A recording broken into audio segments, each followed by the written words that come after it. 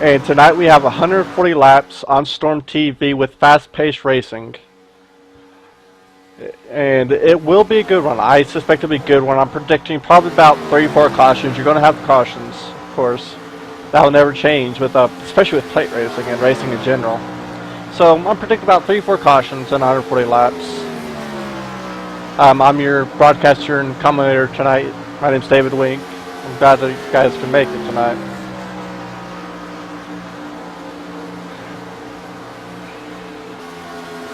Let me go.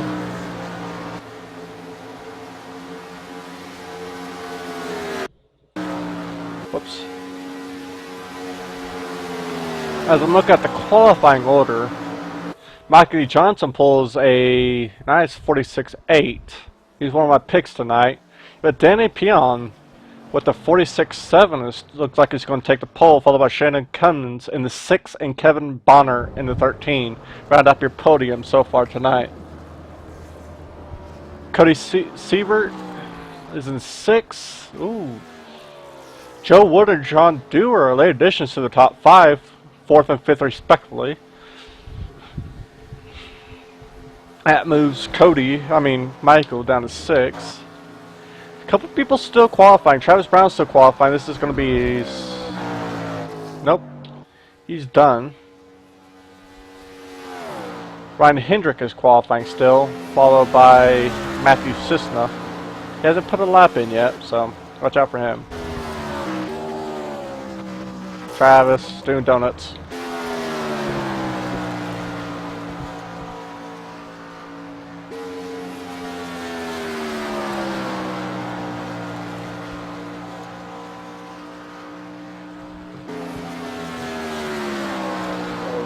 Let's see what Rick Hendrick will pull this time around.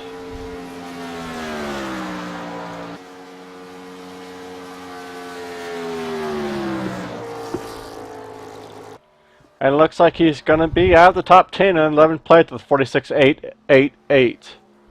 Respectable lap here.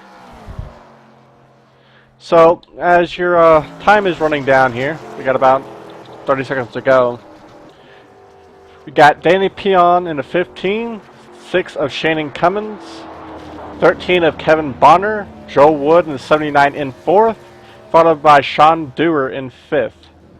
Looks like he's going to round up your top 5 tonight. Tonight's race is brought to you by Fast Pace Racing, Storm Motorsports, and of course StormTv are your sponsors tonight. So sit back, enjoy. I'm David Wenk, and let's get it started. Let's get this party started.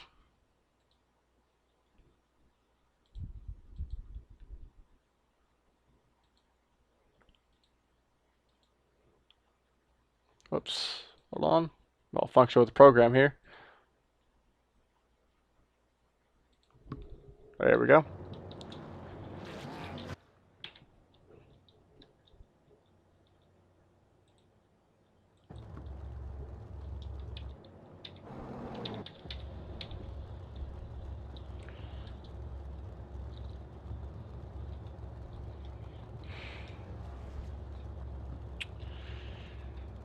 So I'll read off your qualifying order here.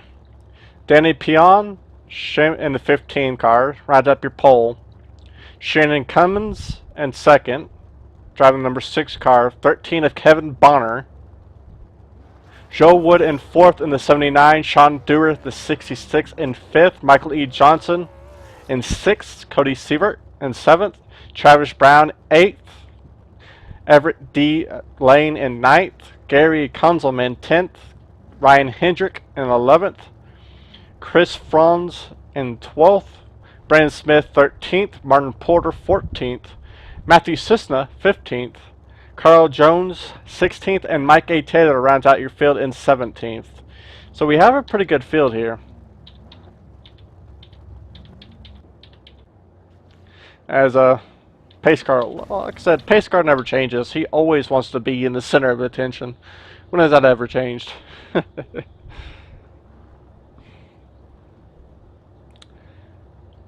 As we are gridding, we have, well, they're about to head off. Got another second left.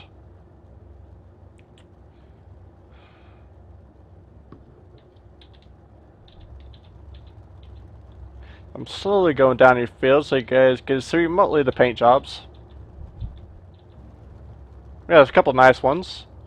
Carl Jones and the small town computers.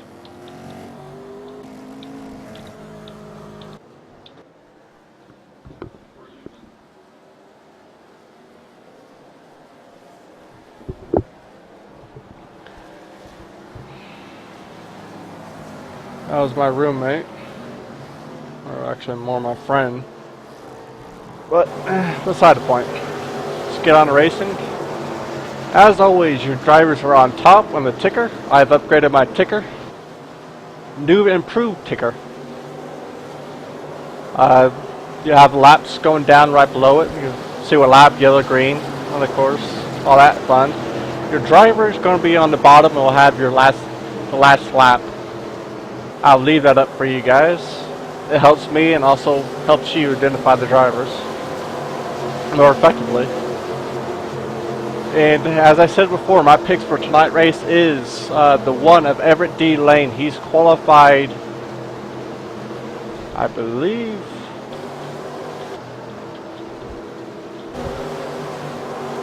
the order is slightly messed up. I believe we see him in 7th. And Michael E. Johnson is 6th. So my picks are not didn't qualify all that good. They qualified in the top 10, just outside the top 5, so they did respectfully. 140 laps, so it is going to be a long race. And with the no drafting rule thrown out, I expect the field to get spread out, get thin. We'll see a lot of tandem drafts. We won't see as much pack racing, which is a shame, but it's a life of plate racing now. As soon as those 2 tandem works, green flag is out. The 15 leads of Danny Peon leads to 6 of Shannon Cummings to the field. The 6 does not go at all. Kevin Bonner moves in behind the 15 of Danny Peon. Let's see if they can get hooked up. The outside of 6 is Shannon. No, pace car can't be in the picture. 6 moves into 3rd place. That's Sean Dewar. The 6 and 79 cannot get that high line working. They need to get hooked up. They need to chill and they need to go. Everett Dean Lane moves on the low side, right behind Sean Dewar, and the 79 is getting a little bit loose in front of 78 of Michael E. Johnson. As they're out of Ford, coming back to lap 2 of 140. We have a new leader. The 13 is going to lead this. That's Kevin Bonner. Moved to the outside to take the lead from Danny Peon, but Danny Peon fights hard on the inside. And it's going to take that lead right back with a push. We got a wreck. Someone was wall. I cannot tell who that was. Michael E. Johnson's in it in the 78. 79 is crab walking a little bit, so he's going to be hit hard. I believe I saw Michael still in the grass trying to get that thing going. 79 may have to pull over. That's Joe Wood. He has some hard damage. Let's rewind and see what happened there. Now, I believe that started with the car in front of Michael Johnson. And I believe that's Joe Wood. Yeah. 6 went up, and let's rewind that. It's right inside Joe Wood. See what he sees. As yellow flag is out. Can't tell if he got a tap from Michael, or as he just got loose. As right on board here. I could be netcode the way his car just shot around. But the 73's in it, the 33's in it, 78, 79 is also in it. So you got 5 cars in it. On lap 3 of 140 as they're getting in pit road. Getting repairs, trying to get repairs. They have a couple resets here tonight, so. Although with the 140 lap race, you don't want to use those resets too early. In lap 3 of 140, you are using it early. And that can be either an advantage or disadvantage. The advantage is you get fuel, you get tires. The disadvantage is you use that reset early, but you also lose track position. And from what I saw, everybody was taking their tire remotely, and it was pack racing. And we got a lot of people down here. Gary Coleman is your first car on pit road, followed by Martin Porter, Travis Brown, Carl Jones, Rick Hendrick, Matthew Cisna, and followed by Mike A. Taylor. Are your cars going down pit road? I expect to get a gas and go, not so much tires here. As we're gonna see what Gary Konzelman does. Looks like just gas and go. Nope, tires. Martin Porter in the 8 gets tires. I mean, just gas and go. Everybody else, Travis Brown's getting tires, 4-tire stop. The 03, 4-tire stop. Gary Konzelman, that's Travis Brown. Ryan Hendrick in the 3, also 4-tire stop. As the 18-1 still on pit road. Yeah, did some damage. Nothing too severe, but a little bean and bang in there.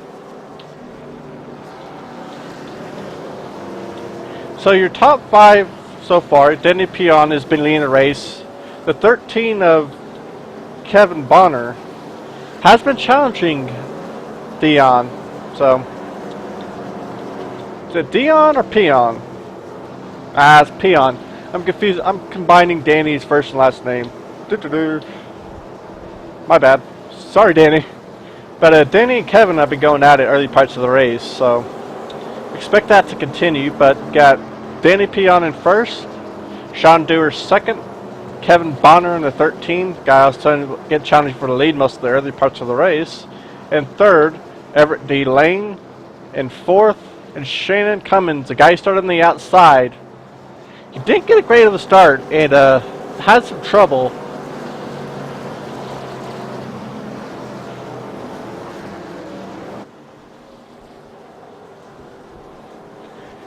He had some trouble on the outside at the beginning of the race. So, looks like he's going to start on the inside this time around, but let's see if he still has the restart troubles or not.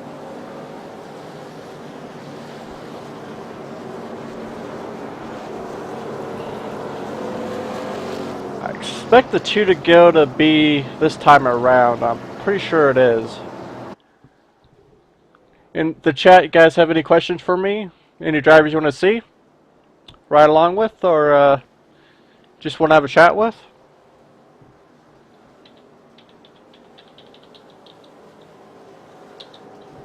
It's like Brandon Smith, his computer has some trouble.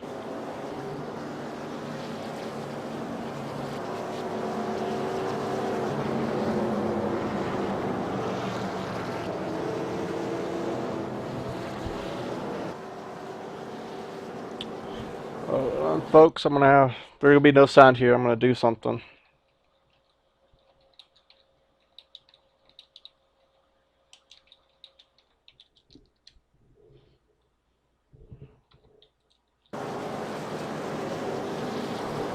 But so far we show pack racing at its finest.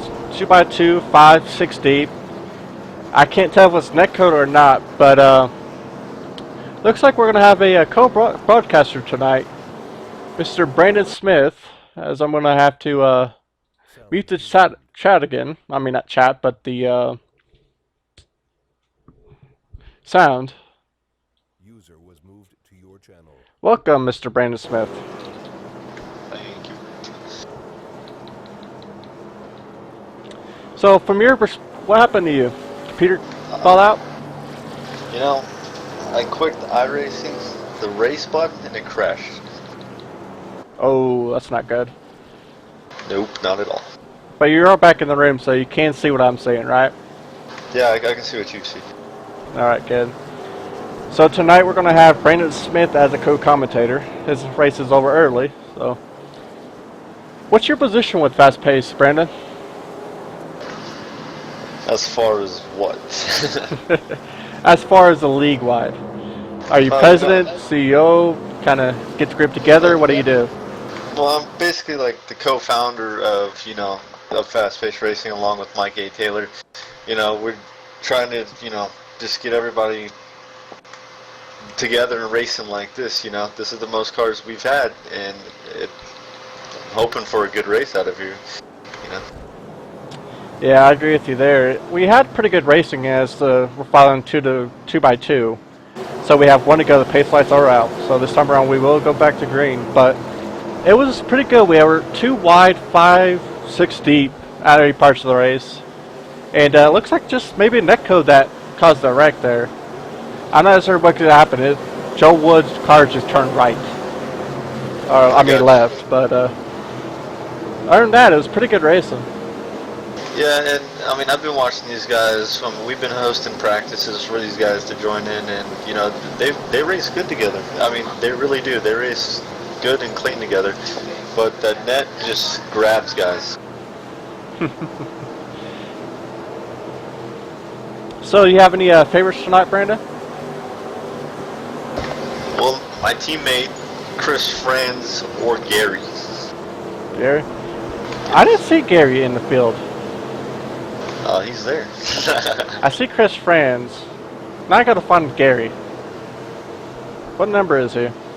03. You can see him at 03, okay. back. Yeah. I know where he is now. So as they're exiting before the pace car will drop onto pit road lane and they will be going. This isn't like Talladega as the last stream, so since the pace car goes, you usually have about a second or two to restart before the green flag drops. I'm going to make sure I'm live. Guess I'm live. Yep. Green flag. Green flag is out. The 15 does not go. Danny Pion does not go. And that opens the door for the 6-6 of Sean Dewar to take the lead shortly. But the 13 is going to push the 15, looks like. He just doesn't go. He must have missed a shift or something. Or just kind of was taken by surprise by the restart. Could be a number of things. But 6-6 blinked out a little bit there. Shannon Kevin moves on the 6th side, and Sean Dewar is falling. As I need to fire my cameraman again. Sean Dewar is falling backwards, but he's going to find some help with the. That's a weird number. Martin Porter. That's not Martin Porter. That's Mike A. Taylor. With his weird number combination. Why does he do that to me? You know, that was last new season, new number, I guess. Yeah. But triple digits. That's confusing.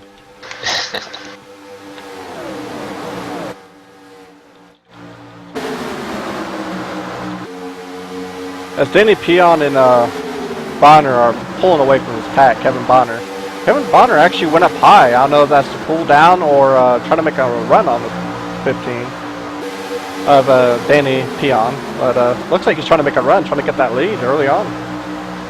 Well, just keep this in mind. These guys were going out to practice during the week, and they thought it wasn't going to be a no-push race. And so, you know, that they kind of, you know, worked, you know. Oh, the 6 gets a little bit loose, goes into the 03 of Gary. Big wreck. That's the second time the 78's been in a wreck. And he's mowing the grass. A lot of cars heavily damaged. That's 33 of Travis Brown.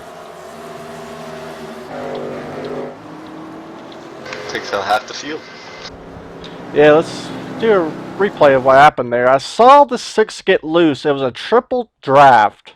A triple tandem.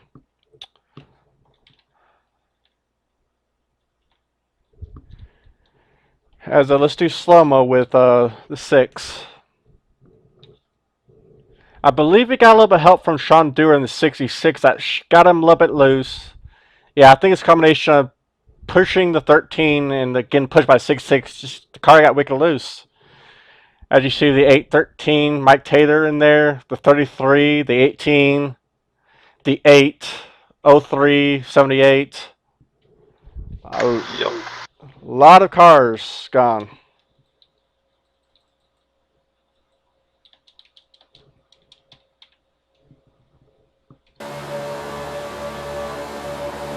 Run on board and see what he sees. It was just sudden. He had very little chance to save it, and tough break.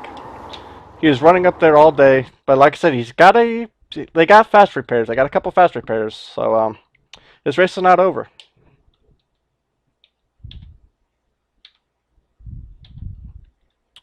Let's run on board Mike Taylor, see what he sees.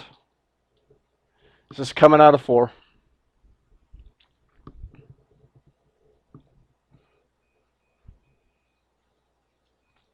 I think it's more of you can't triple draft with these cars. It's hard enough to double draft, a tandem draft, but 3 cars drafting is... Mike Taylor gets a little bit loose on... Yeah, just nowhere to go. Tough break. One of my picks, which was a 78, is already... I already had to use 2 resets, it seems like. Yeah, it's a tough break for those guys. They were running pretty strong. Danny Peon goes in the pit, followed by Chris Franz, Matthew Cisna, Mikey Johnson, Mike Taylor, the 3 of Travis Brown, Shannon Cummings, and a Martin Porter. Most of those cars, besides, I believe, the lead one in the pit road, were involved in that wreck. So a lot of cars coming in for damage. Like I said earlier, it could be good, it could be bad. You get tires, you get fuel, but you use that reset and track position and lose that track position, which is so crucial here at plate racing. Yeah, and I mean, as I was saying before, you know, these guys were practicing not drafting with each other, you know, pushing with each other, and then, you know, at the last minute, you know, we decided to let them do it. And, you know, so they're kind of redoing their strategies and stuff, and they're really not sure how the car is going to react with the car in front of them. So they got to find new dancing partners. They got to find the people they're comfortable drafting with, and that can cause for some good racing, also cause some racing like we're seeing here.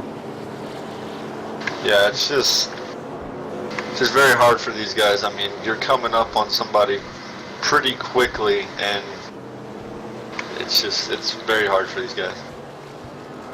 But these drivers are good drivers, so they know what it takes to draft. They know, and I know most of these drivers can draft well.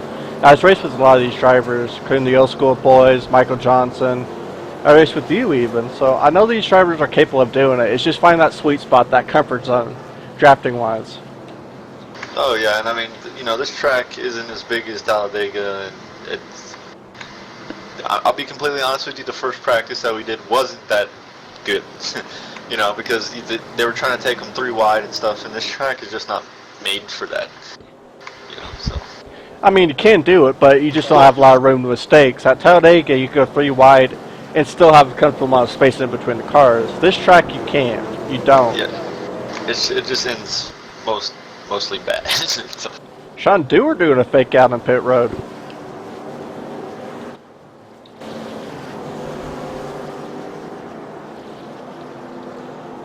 Like I said before, our sponsors for night race are fast-paced racing. As they're putting on a show, as I said earlier, Brandon Smith is the co-founder along with Mike A. Taylor, and StormTv, which is streaming this race tonight. As I can't talk, I'm speaking gibberish already. And your broadcasters tonight are David Wenk, which is me, and Brandon Smith has joined us. His race was done early. Engine troubles, so he's going to join me in the broadcast booth for the end of the race.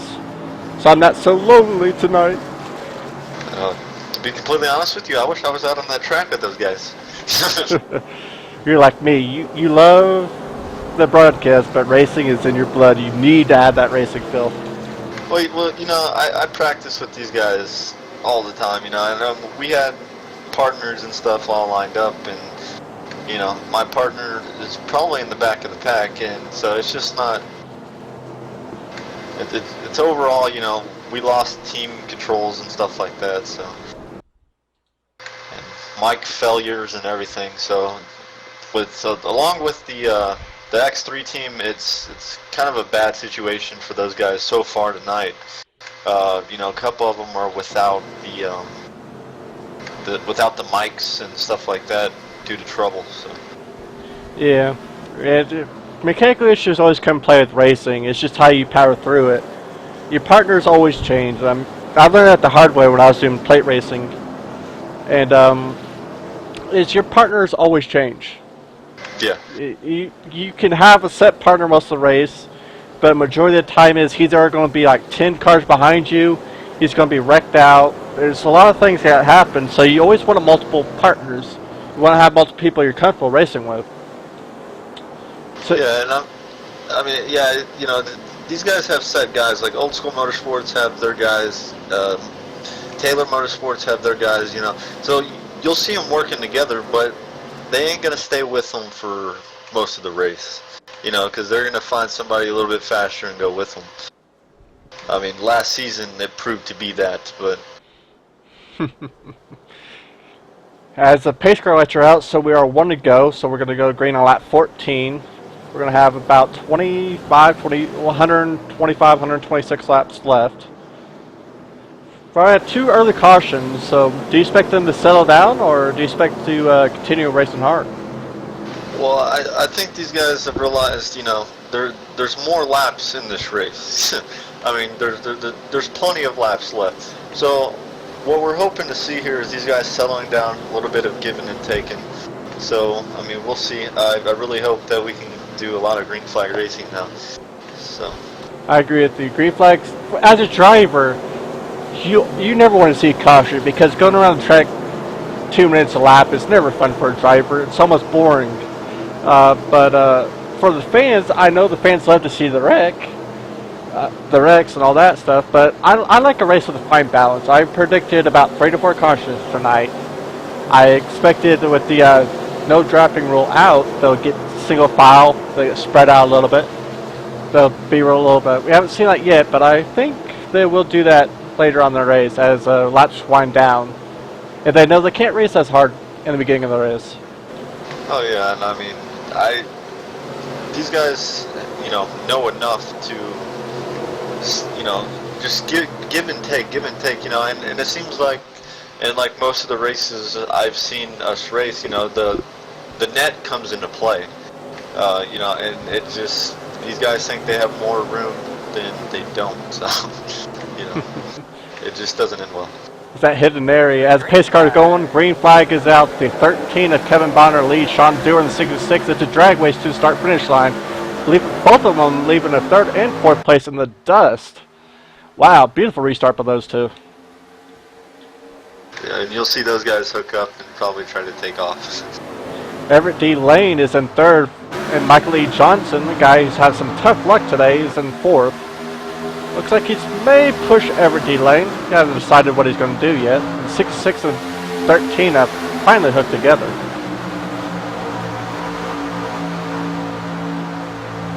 So I'm slowly going back in the pack. The 3 is still on the high side. He's finding no help out there. Everybody's staying low. Shannon thought about going on the high side, but don't. Myron Porter's on the high side, followed by Carl Jones in the 7, also on the high side. We have a car going in the pit. That's Gary Konzelman in the 03 is going to pit row. That's a little bit unscheduled for him. As we move back to the front of your field, the 13 of Kevin Bonner still leads your race, followed by the 66 on Sean Dewar pushing him. Everett D. Lane, Michael E. Johnson, and Chris Friends in 5th. And I mean, as you can see, these guys are spread out enough now.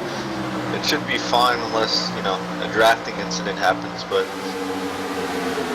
overall, we look good to go. And that's kind of why it's expected so low cautions, because you get spread out, you don't really have that danger of caution.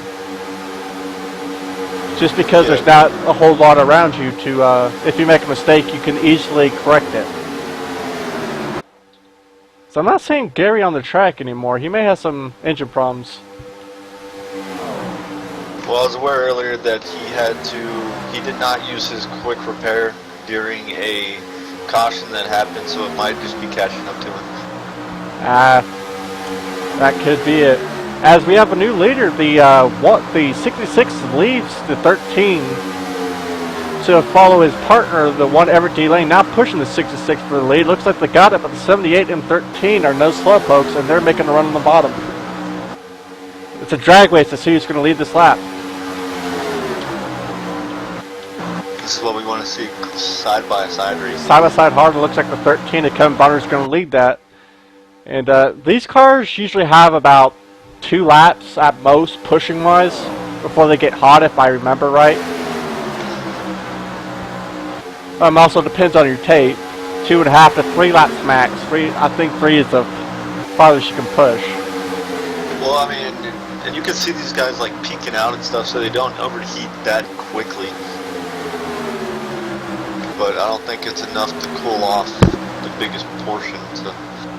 And I don't think anyone wants to push the 13 of Kevin, because now the 78 is leaving him to go the high side. I don't know if it's a switch gone wrong or Michael just got tired of pushing the 13 of Kevin. I don't know if it's my ear or not, but I see several cars blinking. Not all the time, but every now and then. No, there are definitely cars blinking in there. As your new leader, Michael E. Johnson, one of my picks for tonight. My other pick was Everett D. Lane in the 1. He's sitting in 4, so 1 in first place and 4th place are my picks. So I think I picked pretty good, at least early part of the race. As we're on lap 18 of 140. Yeah, we're not there yet. Wouldn't say that. And if I'm seeing things right, Chris Franz is missing a hood. That's correct. He was involved in the first caution we had. I don't know if it's too damaged they use those resets at once, but or it's iRacing glitch. But without a hood, he's still hanging up there in 5th place. Speaking of somebody falling back, that 13 is falling back on the high side. Maybe just like, well, I'm just going to chill now. Maybe get some help from people behind me.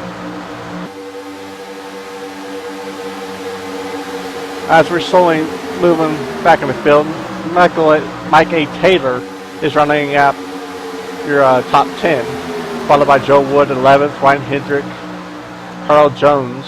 It's a couple laps down, looks like.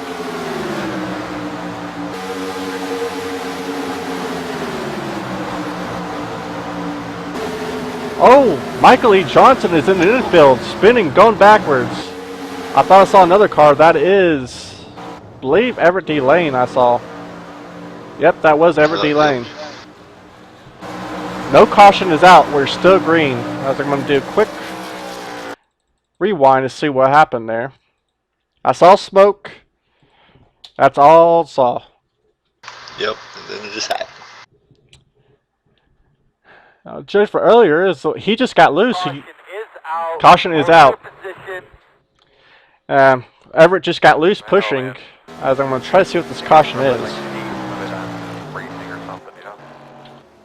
Oh yeah, Everett in the wall. Everett in the wall? Yep.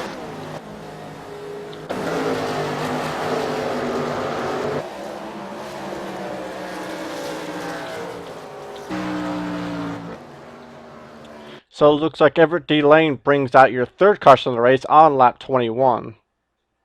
Yeah, and with the new rules that we've implemented into the series, we have decided that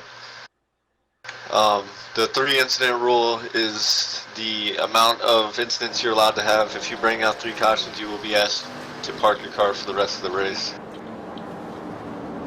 Looks like Travis is angry at the 73. He gives him a little tap under caution. I know what that was about, but I don't think 33 is too happy with the 73 right now. 73 are Chris Franz. Yeah. A little bump action under caution. I'm not sure, like I said, I'm not sure what that's about. But your 3rd caution was the league officials decided 2 cars were considerably off pace, so it's best to just throw caution. And those 2 cars were the... My bad. Apparently, I forgot to turn off updates. But but the 1 is 70. The 1 getting a little bit loose. And tapped the 78. He's been having 78 Michael E. Johnson. He's been having a tough race. That's the 3rd time he's been in some sort of wreck. He's been in every caution. He hasn't caused a caution. He's just been in every caution. As Sean Dewar, you see on pit road, followed by Danny Peon. Chris Franz also on pit road. Everett D. Lane. Looks like the 03 of Gary is going to get away by. Let's right on board of the pace car, since it wants to be in the camera so bad.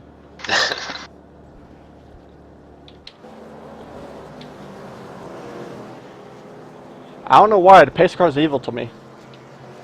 And he holds such a good line. It depends. Depends what track. He could be crab walking sometimes. I remember that crab walking incident he had on my last stream. Going sideways around the track till he passes the car, then hits the wall, then corrects itself. Poor pace car. Leave him alone. He's doing his job. Oh, I don't leave my cameraman alone. Why do I leave the pace car alone? That is true. I've seen that. I fired my cameraman every stream because they suck.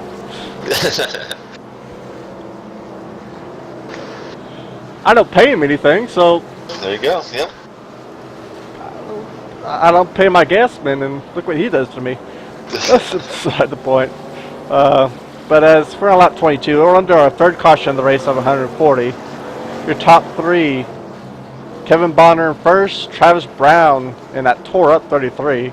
This has a lot of damage. Yeah, Shannon. Last season, he had some bad luck, and he was running third in points, and after about 2 races into it, I think he dropped back to 7th or 8th. I mean, he's been having a lot of problems in the chase lately. Yeah, it's just luck has not been there. Your third place running up your podium is Shannon Cummins. Is he related to Rudy anyway? I have no idea. We've got a couple takers down pit road. One of them is Carl Jones, the other is Joe Wood. Joe Wood giving up 6th place. Maybe some pit strategy already going on back there. So your dominant car for the race has been Kevin Bonner. He's been leading near the most laps. Everyone else, the rest of the top 5 has been kind of mixed up. I mean, sure, the 6 has been there, but it's been pretty mixed up for the majority of the race. You see people go there, you see people fall. Not really consistent like Kevin is. No, and I mean, you have to see that the old school guys were up there too, pushing them. So they're kind of just leaving Kevin just kind of out there to drive right now. But maybe with this, the new top 5, maybe we can see some help going on there. Yeah, he's probably excited. Hey, I don't see these drivers before. Hopefully they can work with me. But that's one advantage having a team here at plate racing is they will work with you. No question asked. You know that you can count on them to most of the time leave a guy to work with you, as we saw some of the old school guys do. Yeah, those old school guys really know how to work with each other, and they definitely show it. And I remember the other league I was doing is I race with the old school guys, but they are a class act, but they will, if given a chance, leave you in the dust. Or send you in the grass to mow the grass, like Everett likes to do. But that's beside the point there. I just had to get that little jab in, Everett. He'll watch this later. He'll be like, knew that was coming. He had to know it was coming. Yeah. You sent me in the grass a couple times already. I remember, Everett. As I believe we're going to be one to go here this time around.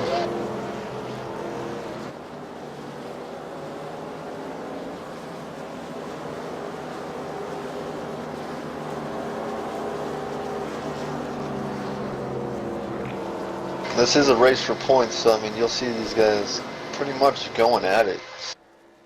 Yeah, I expected that much. This is, if I'm correct, Brandon, race 1 of the second season for the series? That is correct. That is correct. This is the StormTv Cup Series, and this is the first race of the season, so these guys are going to try to get as much points as they can over their other competitors. Wow, I'm having a little bit of lagging issue right now. I apologize for that, folks.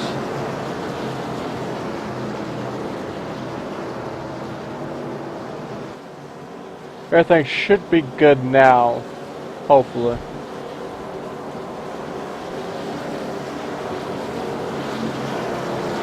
I am using a new software. With this new ticker, I had to change my streaming services. So before I was kind of using XSplit because it was a reliable service and never really had any problems with it. But I switched recently to OBS to implement the new ticker, all this new stuff. So So I'm still trying to experiment with it a little bit. So I apologize for lag. It should be fixed next week. Pretty sure I have this all figured out by then. But I do apologize for the little bit lagginess that happened a little bit earlier. I think we might have a little bit mix up. The 18 is right in the wall. See that?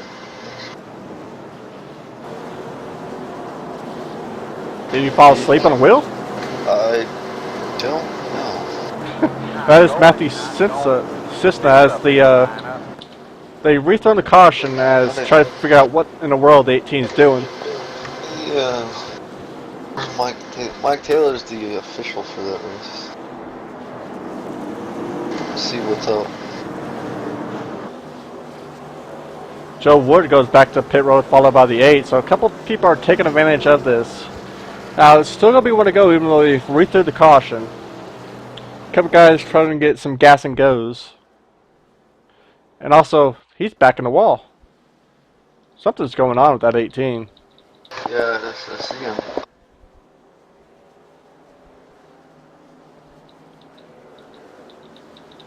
I think it's Everett D. Lane that he got in the wall with. We have a runaway car. The driver's asleep on the wheel. Someone wake that driver up. Give him tequila.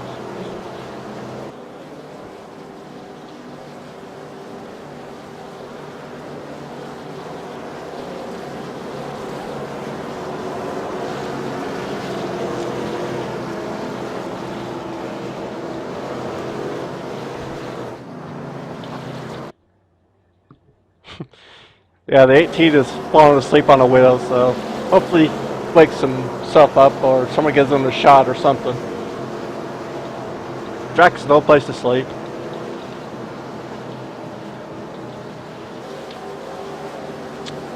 As your top 5 going in, we have Kevin.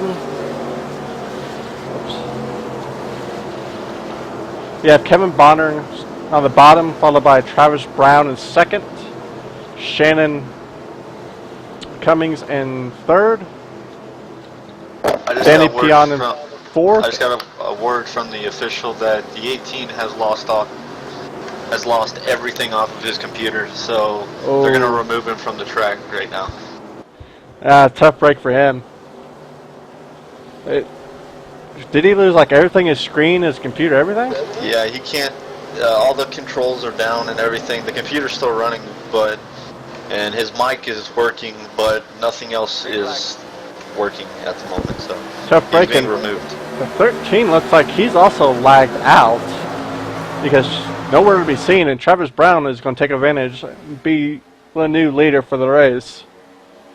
He's going to have, whoops, cameraman. He's going to have Shannon Cummings in second, followed by the 3 and 15, right behind him in third and fourth, battling out side by side.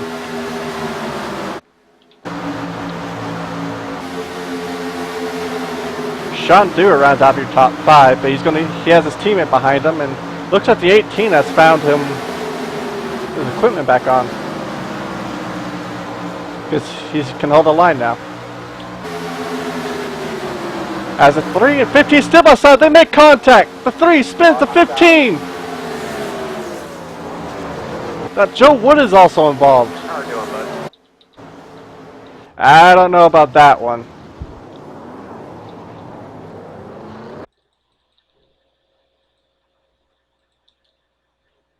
As we go down, looks like the 3 chose the middle line, just kept going up, and 15, I don't know, didn't know how high he was, or just got a little bit loose on the high side. Let's rewind it. Let's go to chase view. 15 was holding a pretty good line, and the 3 just went up. He had plenty of room on the bottom. I don't know if he couldn't hold it down there or what, but I think I'll have to put the blame on the 3 on that one.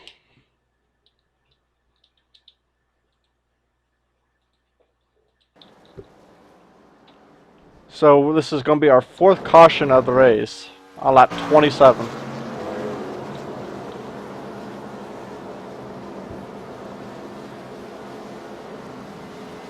And I think I may have lost my co-commentator. Brandon, you still with me? Yeah, I'm here. Alright.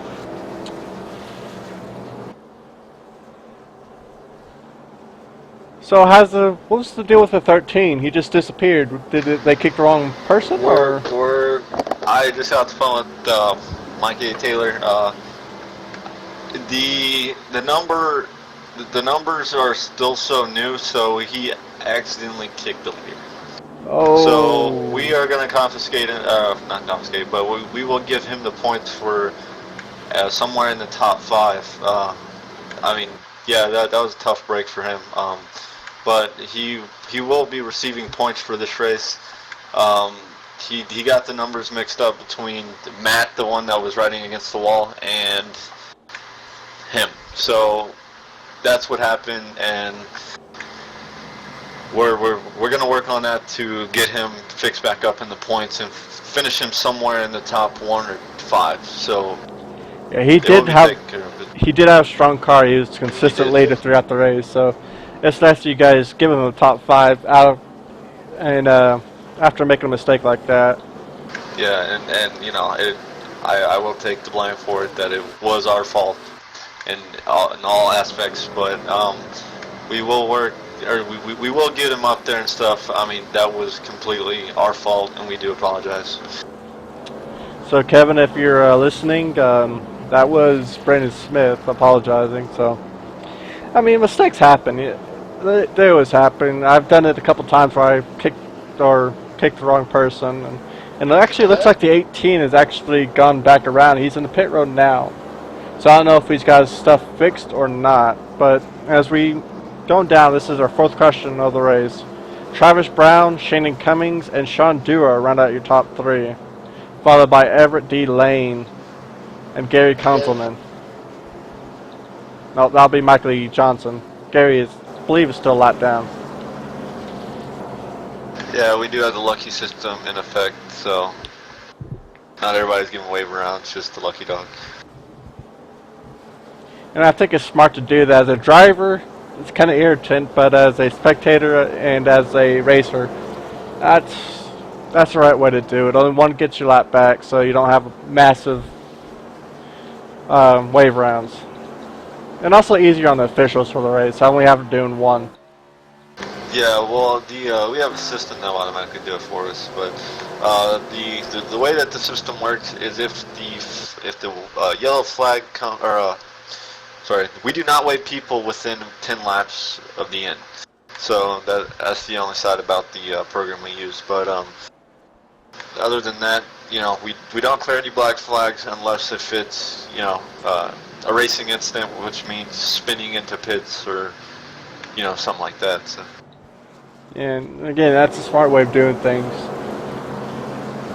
Yeah, but the kicking the leader was not a mistake, so we will go into a meeting after that, after this race, about that. But yeah, we feel really bad for that. But well, what we've been discussing was most likely giving him a top 3. So. And he was a strong competitor all race, so anything shy of top 5, I think, would probably be wrong on that aspect. But top 3, top 5, something like that. But like I said, I'm just a broadcaster. You guys are the head guys, so whatever you feel right, you guys do that. Well, no, I mean, and it was our fault entirely. So, you know, it doesn't seem right that the leader was removed on accident, you know, and he get nothing for this race. Because I mean, he's been, you know, any of these guys, for as a matter, you know, if they're in here racing and they get kicked on accident or something, we're gonna fix the problem. But you know, it was just I feel really bad for him. But yeah, and it was a tough break for him. As I believe we're coming to 1 to go here. Yeah, actually, several cars looks like a lap down. And I don't know how in the world Travis will still keep that car up front. That car is totaled. Yeah, looks like he's missing half of it. He is. Then again, he said in the chat that he was going to win this race, so... Yeah, he did, but, you know, everybody behind him said the same thing, so We'll see what happens. But he was the only one mad at me for it. Why did you pick me? Well, prove me wrong, and I kind of feel bad he's proving me wrong. It's okay. I'm gonna think I'm gonna have to hide in the hole if he wins this. We still have 110 laps, so we'll see what we got. But Travis is a good kid. I hope he wins this. Yeah. Well, he's came many times very close, so for his sake, I really hope he does too. Pace car Everyone lights can't are remember out, so we will this time around we will be going back to green. I believe we have 13, 14 cars left here in the field. Yeah, Matt Cisna now has full control of his computer, so he's good to go again.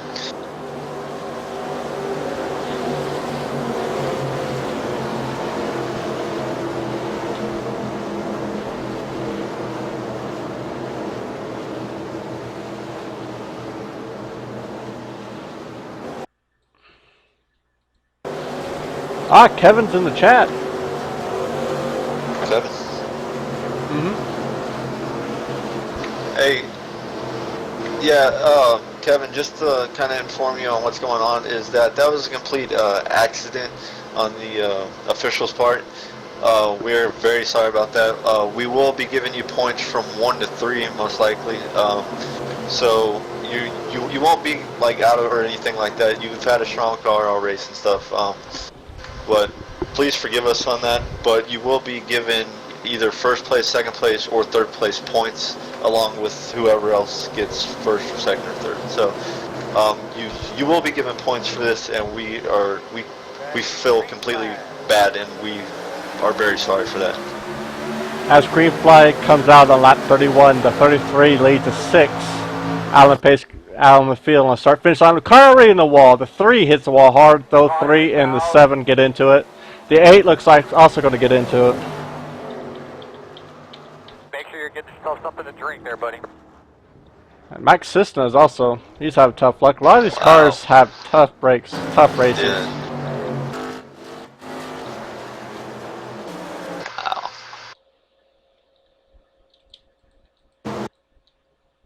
Mike A. Taylor getting a piece of that. Let's see what happened. Just, wow, that 3 just lost it.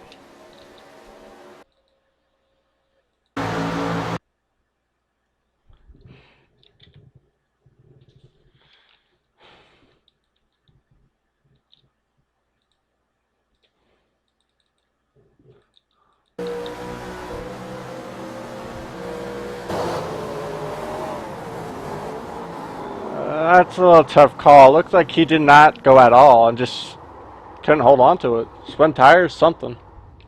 Yeah. That was weird. He's probably maybe first gear or something like that. He could have been.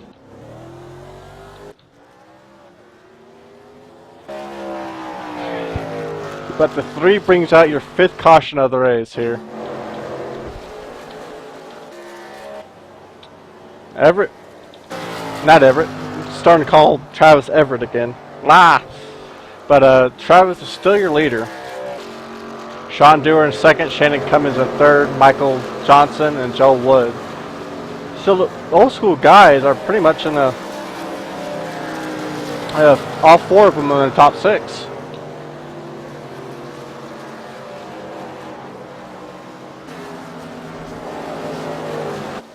Yeah, those guys have strong cars and work good as a team together, so And sure they have some for the rest of the field.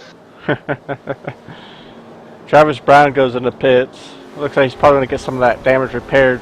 Michael E. Johnson follows him in the pits. Looks like Gary is crab walking a little bit. Looks like it's a little bit off balance. So he's going to get that repaired. Michael A. Taylor is also in the pits. So it's been a pretty tough race for most of these drivers. What are your thoughts on it? It's really bad because, you know, we host practice sessions for, you know, almost 3 times. You know, so we are trying the best we can to, you know, get these guys used to each other, and you know, it just sucks that they can't, you know, get together, you know, and it's just it's pretty bad. I mean, I'm hoping these guys can, you know, at least hold on to their cars until the end of the race to see what happens, but I got a feeling that it's still going to be a wild one. You know, while it is hard to get that, every driver plate racing, I said this earlier and I'll say it again, is plate racing, you need to find it comfortable. You need to be comfortable is the most important part. If you're not comfortable, you get a little bit swervy and you get other drivers nervous, and that causes problems. So you need to find your comfort zone, and whether that be just pushing or falling behind a two-car tandem, keeping up with them, relaxing. It can be done several ways, and I think most of these drivers are not comfortable, and that's the biggest issue we're having right now. They haven't found their comfortable zone. They haven't found people they're comfortable working with, and it takes time. It takes usually more than one race to get that. That's why I think the old school guys are up there, because they have that chemistry. They have that knowledge of what each other would do. Yeah, and you know, as I said before, you know, these guys try to hook up and see what they can do and practice with together. But I do see a few new drivers out there, and you know, and it seems like they're just not very comfortable. You know, the regulars, like old school SX team, you know, Mike Motorsports. I mean, all of us can work with each other, but it just seems like, you know, those people that don't really show up for the practices seem a little bit out of touch, you know. But this is just the first race of the season, so we're trying to get everybody and, you know, working with each other and stuff like that. Yeah, and as you said, you got a couple new guys, you got a couple of veterans in here, and the new guys, like I said, they just need to get comfortable, and sadly that just takes time. But I think from here on in, if they can get spread out, I think it'll be a long green flag race. I mean, it's just a matter of getting spread out or getting comfortable with each other. Yeah.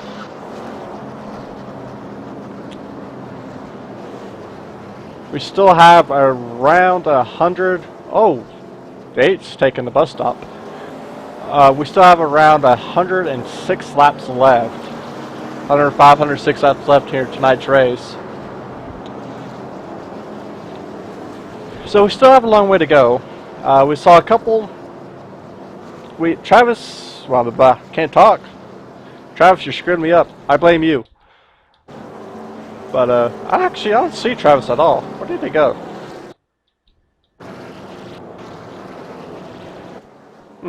Travis's your new leader is Sean Dewar, as I've seemingly lost my Kyle Busch. Shannon Cummins in second, Everett D. Lane third, Joe Wood fourth. Oh, there's Travis Brown. I didn't recognize him with a full car. Travis Brown rounds up your top five, followed by Michael E. Johnson, Mike A. Taylor, Danny Peon. I'm trying to find these guys. Gary and Martin.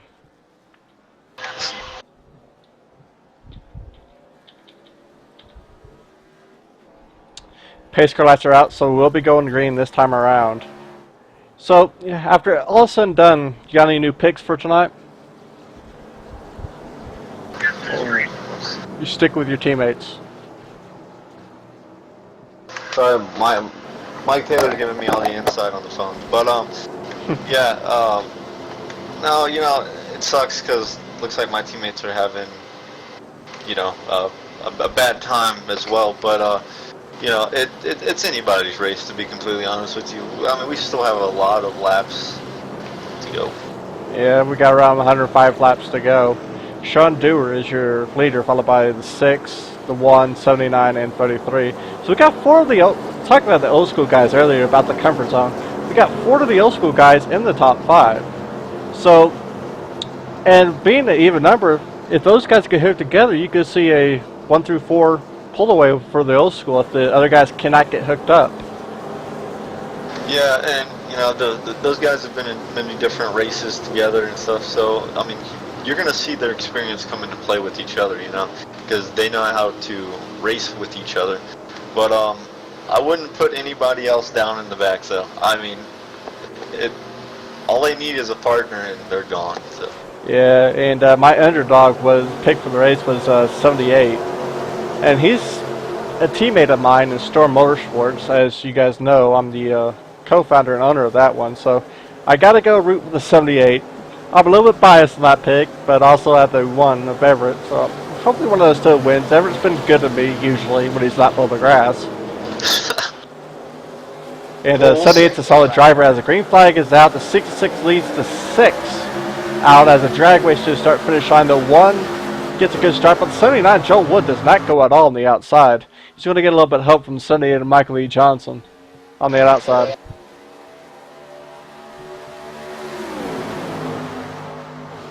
Looks like Everett D. Lane in the 1 is catching up. The 6 cannot get down and is actually left stranded up there. It's a matter of can he get down or is he going? How far back is he going to go? Joe Wood is going back fast, but luckily the 6 is going.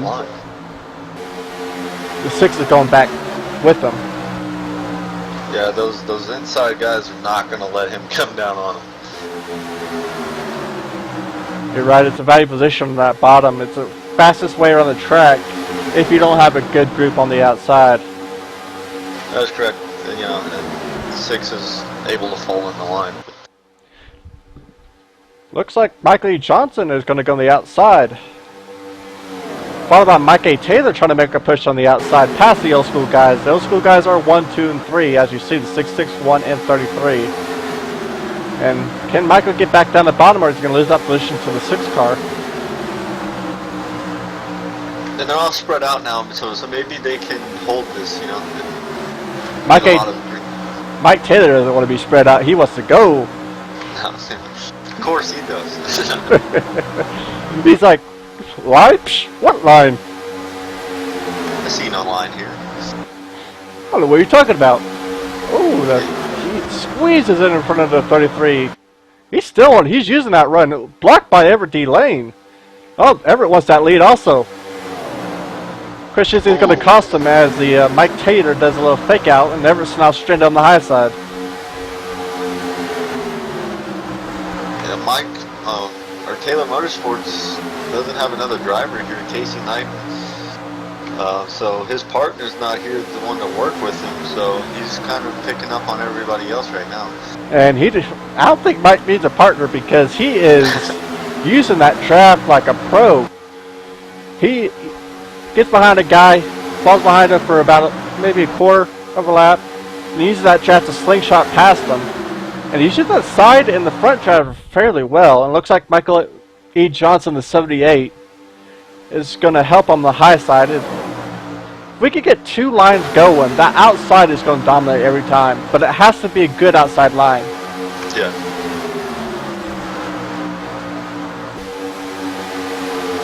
Michael thought about taking it 3 wide, but thought better of it. Sean Dewar is still your leader, followed by the Travis Brown in the 33. The 79 gets a little bit high on that turn, but manages to save it.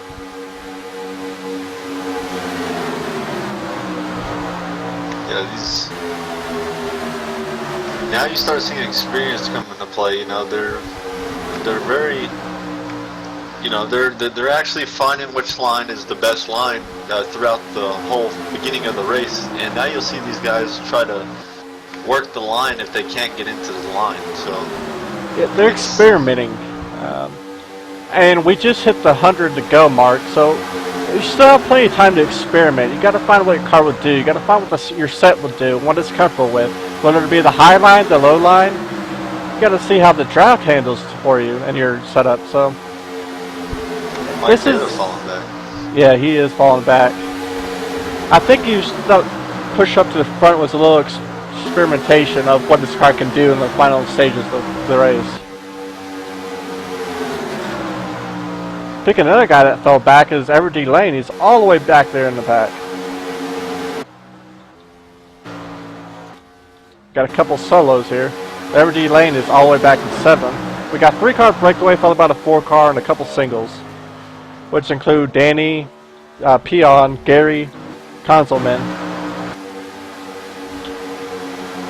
As the 6 tries to take a peek on the outside of the 33, see if it can make something work, but wisely falls back below, and as I need to find my cameraman again. New leader. Oh, someone's going backwards. The 03 of Gary Conzelman causing problems for the leaders. 3 wide.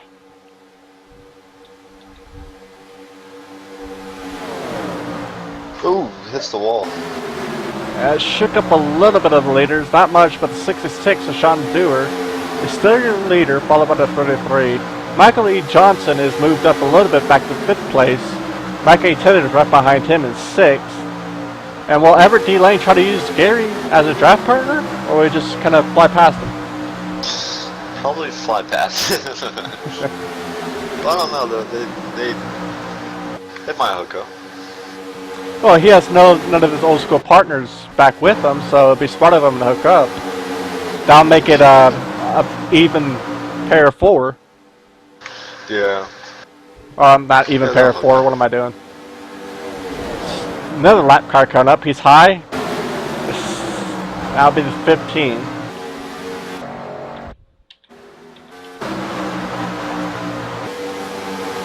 As we said earlier, if they can get single file and they can just relax, and that's what they're doing. You see, the front 7 are all single file. They're relaxing. They're chilling.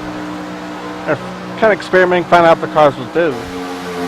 And this is what I said needed to happen in every part of the before the race started, is they need to get single file, they need to get spread out, and they just need to relax.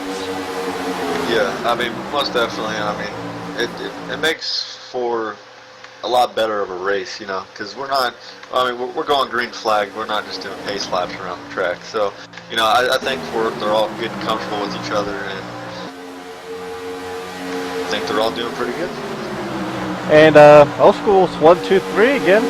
Michael E. Johnson wants to try to change on the high side, and Mike A. Taylor, look who it is following Michael E. Johnson on the outside. Try to get that outside to work. Try to get pushed up there. Surprisingly, Gary Conzelman in the 03 is hanging with them, and Everett D. Lane is just chilling back there in 7th. Just like, let you guys race. I'm chill. I'm going to look for me some grass.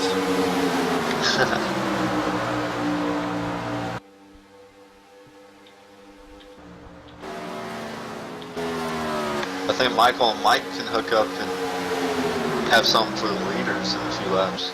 It's a Mike and Mike show. Yep, exactly. Yeah. It's just a matter of can they get to work. It's tough with only 2 people up there. It can work, but you need one more car on the outside to do it. Oh, Mike switches partners.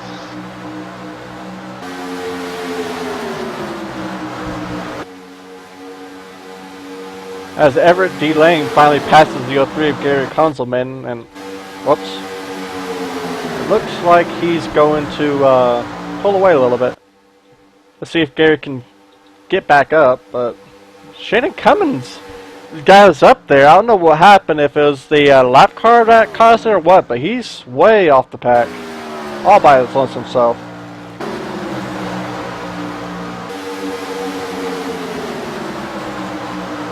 I think Michael E. Johnson 78 and Mike Taylor and whatever number combination he's in, I can't tell. That's a nightmare, Michael. I'll say that right now.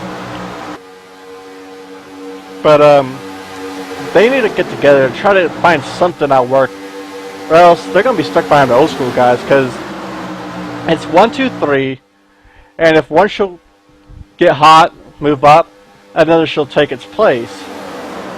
And that's one advantage of having a lot of members up there, is you can add some versatility to strategy. But I think everybody's just content with cruising right now. As you, the front 6 and Gary in the 03 is a few laps down, but everybody's just in cruising. They're single file, maybe trying to make something working, but other than that, chilling. Yeah, but this is how, you know, these guys have figured out, okay, well, you know, this is how this guy works, this is how this guy works, and this is what you see now, you know. They're partnering up with people, catching the draft, and trying to make the move. Yeah. And I think they're just having patience. with one another. They're not trying too hard. I want to say that, but Mike A. Taylor and Michael S. Johnson are trying to prove my point. But they want to go. You can tell they just want to go.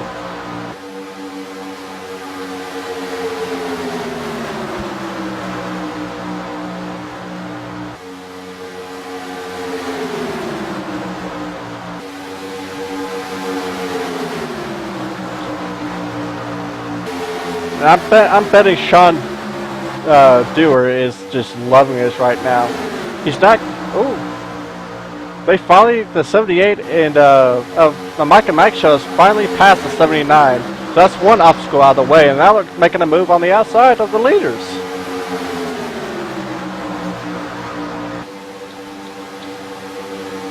Yeah, man. Wow. I think they have something for him. Yeah, they do. They completed the pass. New leader, Michael E. Johnson, followed by Mike Taylor. Now the question is, how far they're going to pull away, or Stay the same. or stay the same. As we have another lap car coming. He's saying hi. Good job of him. Yeah, the rules of ours is if you can, get below the line, but if you can't, go high. So that's a rule that we enforce pretty deeply. So. That's a good role to have, as Michael E. Johnson goes high. Probably Mike Taylor was getting a little bit hot, but that opened up the bottom for the old school guys. 6'6" of Sean Dewar, 33 of Travis Brown. The 03 of Gary Kinselman is pushing Travis Brown. He's a few laps down. But he's getting much needed push to get back up there. And one person I don't see is Everett D. Lane, as he's barely hanging on to this draft up here. But he has his teammate in front of him to fall back if need be.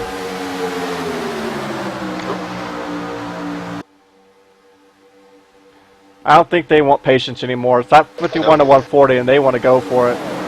But the race is smart. They're racing clean. They're not too aggressive, but aggressive enough to want to make moves. No, and they seem pretty loyal to their partners too, you know, because they're not dropping down back in the line. They're staying up there with each other, so. Yeah, and that goes back to the point we're doing that last caution there, Brandon, is if you're comfortable with somebody, you want to keep that comfortability with that partner. As we had a little switch up, I think that was just a bad switch, or Mike Taylor got a little bit loose. Mike Taylor going back up the track to help him out. I'm surprised Michael Johnson's not going back up there to help Mike Taylor. Oh, There he goes, yep. I believe that'll be the 33 of Travis Brown helping Mike Taylor in triple digits. Michael E. Johnson is just pushing Sean Dewar, continues pushing Sean Dewar. I know those two have some history together. Good history, but history nevertheless.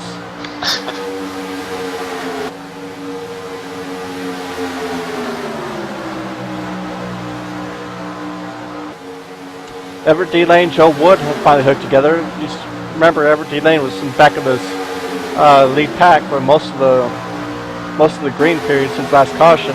Just kind of chilling, but he's finally making a move. The 03, Gary Conselman, is 5th in this pack, followed by Mike Taylor. And Travis Brown is being left to dry. If he's not careful, he's going to fall all by himself, and that's not going to be good, because you lose a lot of time when you're not in the draft here.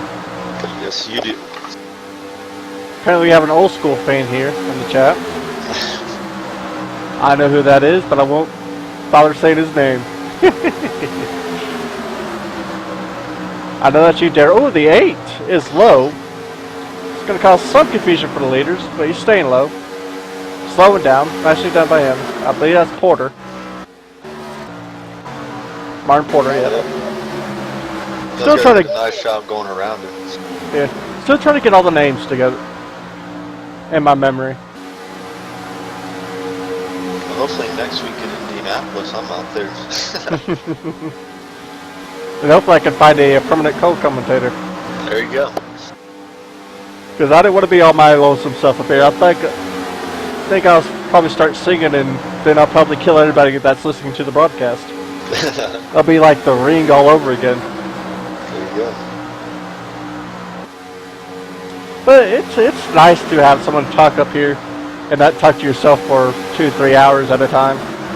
Well, yeah, this is my first time doing this, so I'm kind of, well, second time, but, you know, I'm letting you handle the show. I'm just answering questions. I mean, you gotta start somewhere. I remember when I was first doing this broadcasting stuff, it was me and a guy called Steve Stain. I don't know if anybody remembers him.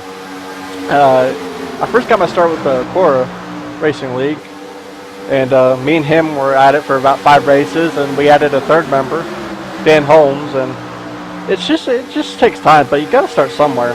As Michael A. Taylor making a move on Gary Coleman on the outside, Travis Brown's trying to push him around the 03.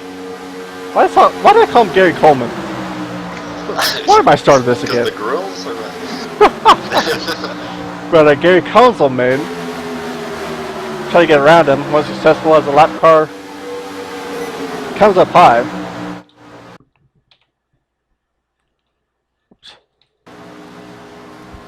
Whoops. Well, I don't know what that was.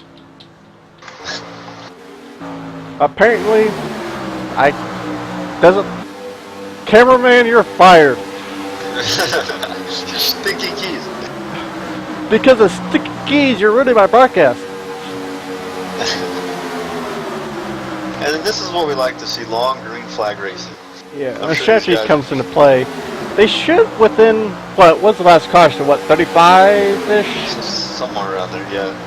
So, I really haven't kept track too much of the pit stops, but I imagine within the next 13 to 15 laps is when these cars will be out of fuel, because you start getting the 40-50 lap range. Yep. So you'll definitely start seeing these guys hit pit lane, and you'll see their teams and partners doing it too. So it's all up. Oh, apparently someone's taking some cheap shots at you, Brandon, in the chat. As Sean Dewar goes way high, he's falling back fast. Michael E. Johnson should do later. 79 is going to try to work with the 66 old drafting partners. The 1 and 03 are working together. But the 78 of Michael E. Johnson will lead the lap, and looks like he's going to have a newfound partner in the 1 of Everett D. Lane. My 2 picks for the race finally working together. They are 1 and 2. I'm so happy. He's winning in the action. He's winning in the action. He just needs to get his right back. A couple more cautions. I think he'll be able to do it. He's had a strong car. He's proven that.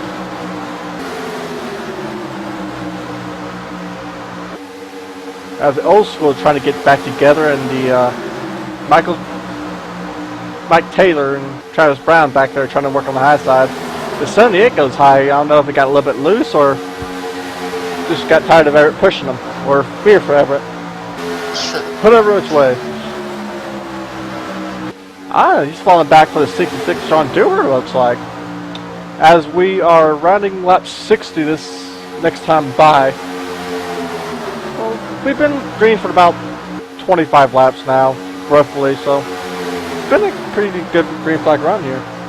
Yeah, I mean, it looks like these guys are like, trying to make the best of every situation, if they're even on the top. So, I mean, these guys are definitely got each other's numbers down. They're definitely working together, and I'm pretty sure they're communicating throughout each other in the race channel too. So. Yeah, and the 66 and the 78 of Michael E. Johnson are sorry to say, a hell of a run out there on the high side, and are pulling away fast. The 1 and 03 got broken up a little bit, and it's costing them a massive amount of time. As the 6 there, you saw he was in his pack early in the race, but through a lap car, I believe, guy was shooken up and lost the draft because of it. Tough break for him. He had a strong car. He was capable of running up here, but his luck was just not with him. Not at all. And that's an important part of play here in plate racing, is you got to have luck. I've always said plate racing is 90% luck, 5% racing, and 5% what the F did that come from? Of course, you also don't want me on the track because, as everybody likes to say, I like to cause tornadoes on the track, which is not good for anybody. And I'm telling you, the 78 and 66 have found a magic gathering together here because they are flying. They're dancing like two pros going at it. As they're actually doing a switch up there. Let me go back up there to show you how the switch is done. And the reason why, in case you don't know why they switch here, is because if you're the car pushing, which would have been the 66, you can only push so long before your car heats up, and if it heats up too much for too long, your engine will blow, and it's never a good thing. I end your race real quick, so you always got to keep your eye on your temperature gauge, your oil, your water. You got to keep an eye on that so you don't overheat your engine, you don't blow the engine. The 79 gets a little bit loose behind the 03, and Mike Taylor and Travis Brown are still trying to get past this group on the high side. It's just a matter of can they? They got a Coleman just in between them. But we thought it'd be a Mike and Mike show, but apparently it's a Dewar and Johnson show. Yep.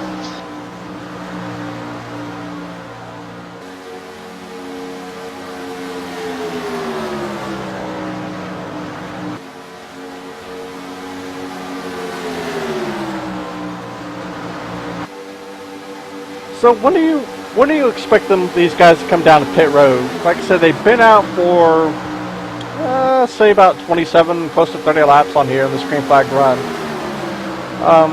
Where do you think they'll pit? 70, 80? To be honest with you, I'm not sure because I know some of these guys haven't pitted for a while. I know they pitted a couple laps before the caution came out the first time. So it's going to be interesting to see which ones go down first, but I expect to see people go down at about 75. 75? Yeah. And no matter what, it still looks like it's going to be a two-stop race as Mikey Taylor came out of nowhere and is battling for the lead. He's got a lawnmower right behind him, so you know he's got some horsepower behind him. Unless it's one of those Pee-wee lawnmowers, but you never know with Everett. This is good side-by-side racing. This is what I enjoy to watch. Indeed. As they were not able to pace car. I think the pace car and my cameraman have a some sort of payment option going here. Broadcast me. Broadcast me? I never get any attention. Everybody hates me. Well, he's been a big part of this race so far. Yeah, he was. He even got it on board, so I did something special for him. Luckily, Johnson and Sean Dewar are still your top two. Curious whether they're going to make the switch, but when they do make a switch, I expect Mike Taylor and Everett D. Lane to capitalize on them. And right behind those three, as my cameraman will work with me, is Joe Wood and Travis Brown, another tangle of the old school guys. Mike A. Taylor goes high, expecting Everett Lane to follow, but looks like I don't think Everett D. Lane will follow him, so it's going to leave Mike Taylor straight on the high side. So this is going to get interesting because Michael E. Johnson, the 78, is in a old school sandwich. Now, I'm not sure if he wants to be in the old school sandwich. Well, like Daryl was saying, right now he said that, you know, I expect them to come down when they need fuel and tires. Well, I don't think they're going to go for tires. I really think they're only going to go for a splash of fuel. And they don't want to lose all that track position. Yeah, tires really do not matter much here. At most, get right sides, because by the time you get a full tank, right sides will only cost you about a second or two more, where I think a full tank, no tire stop is about 9.5 seconds here. With these 2.6 cars, where a two tire stop, I believe, is 10 seconds, something like that. So, Exactly sure on those numbers. Yeah, I'm not too sure on those. Remember, I'm just getting top of my head of what those numbers are. But if anything, just get paired right sides. Those are everybody's come down pit roads. Speaking of strategy, a lot of guys on pit road. They're like, it's the time.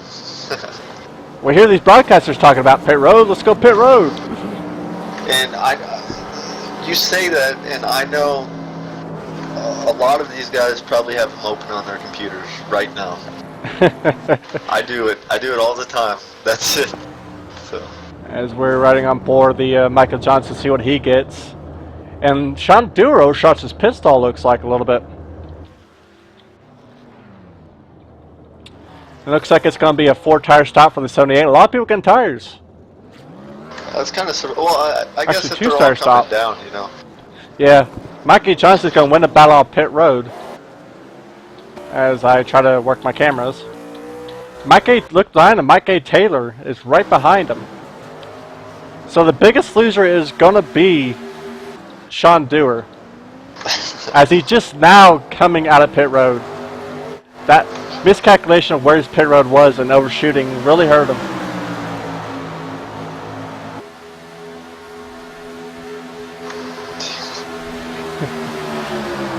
But with that pit stop, it's gonna. Still need to come around for one more time, and depending on how much they save or if there's another caution, they're still going to be a little bit short, about a lap or two short. So they might still need 2 more pit stops later in the race. I'm judging on a 40 lap fuel window here.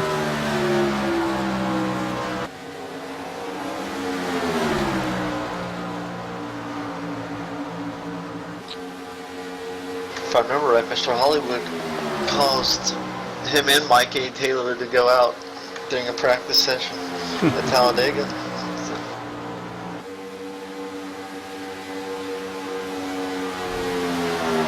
And judging from the timeage, actually let me, as the sound will pause real quick as I do something.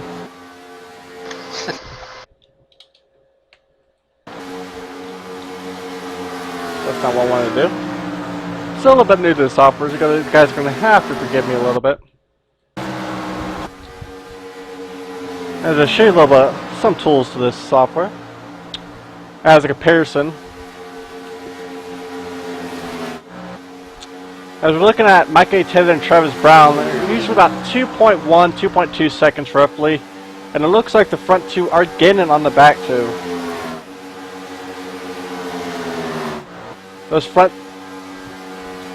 These back two need to hook up, and hook up fast. Yep, they do. So I'm trying to find Mr. Dewar, and he's all by himself, so 44 seconds back. That shows you why getting your pit stall correctly is so important. He was the leader going in, and through an error in pit road, he may go a lap down or multiple laps down because of it.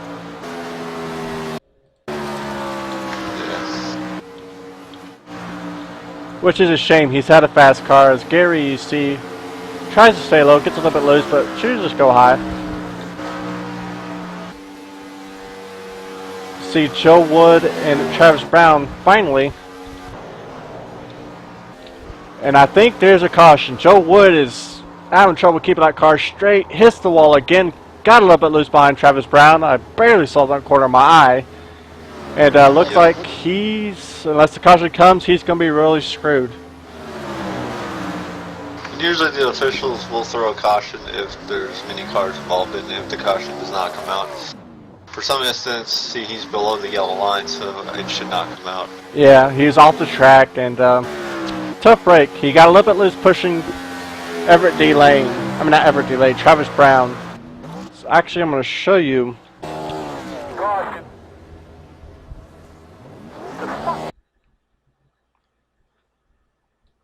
Bye, Rack. Whoops, didn't mean to do that. Wrong button. I don't know, all sorts of issues tonight, broadcasting. Pace car is out at lap 72. This will be our 5th caution. As I gave you guys a sneak peek at my background. Let's bring out my cheat sheet of the race here. Show you guys what's happening. We got 5 cars in the lead lap, which is Mike A. Taylor, Michael Johnson, Travis Brown, Everett D. Lane. Sean Dewar really got saved by that caution.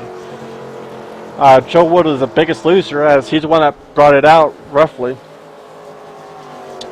So it looks like Shannon Cummings, I believe, would get the lucky dog since he was the first one that didn't bring out the caution, and he's the first one lapped down, or second one lapped down. Not sure how you guys have that, but Gary Coleman's, Ryan Hendrick is an A, 3 laps down. Gary Kunzelman, I don't know why I keep on calling you Coleman, is 7 laps down. Danny Peon, 11 laps down and 10th. Martin Porter, 22, and as you guys see, the rest of it. So while the timely caution also didn't really help a lot of these drivers, for the sole reason of they just pitted, so. Yeah, and I don't know if you've seen that or not, but the official did throw the yellow flag due to 2 cars being caught up in that. So, like I said, it's a great job by Mike A. Taylor for being the official tonight. He's also the leader going down to pit road. He's multitasking. I'll tell you that much. He is multitasking, all right. As let's see what Mike Taylor does on pit road. There's somebody wanting some information, Brandon, in the chat. You mind filling in? Mike Taylor overshoots pit road. What's with the curse of the leader going pit road? It looks like it's just going to be a gas and go, nothing much. He slid across the pits. That he did. He actually addressed it to you, though.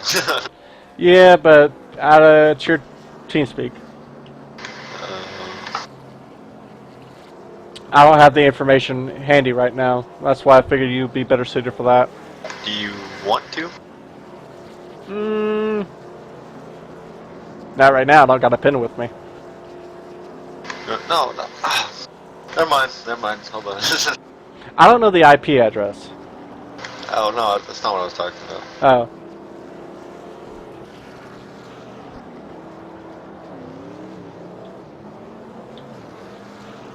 As the race out of pit road, it looks like it's going to be the biggest loser will be. I'm not seeing him. I think it's Michael E. Johnson, but I'm not seeing him on the track, which is weird. So something might happen to Michael. As I'm trying to get some pace car a little bit of show. I know it's loving it.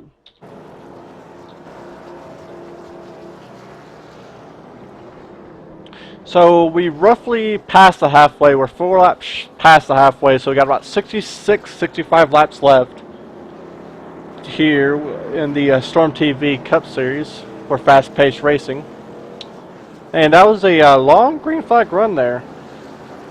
And Brandon, do you know what happened to Michael E. Johnson? He seemed to have disappeared from my view. I don't see him. It looks like he's had engine trouble. Yeah, it doesn't look So like he's he's there anymore. pulled it behind the wall. As you see a couple guys pitting. These are lap cars 79, the 3, the 03, the 6. So it's a tough break for Michael E. Johnson.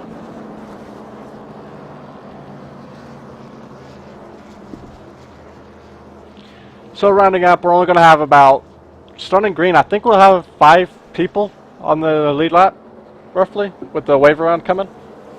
That is correct. And do you know who's the lucky dog this time around?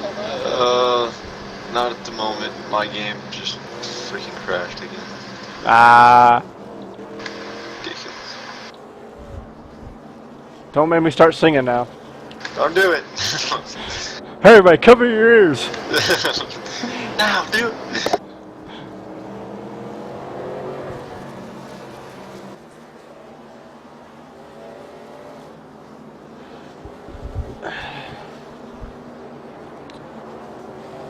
So when we go to green, I imagine we're at 2 to go, so I want to go my next lap. So probably go to green and we're at 77 of 140.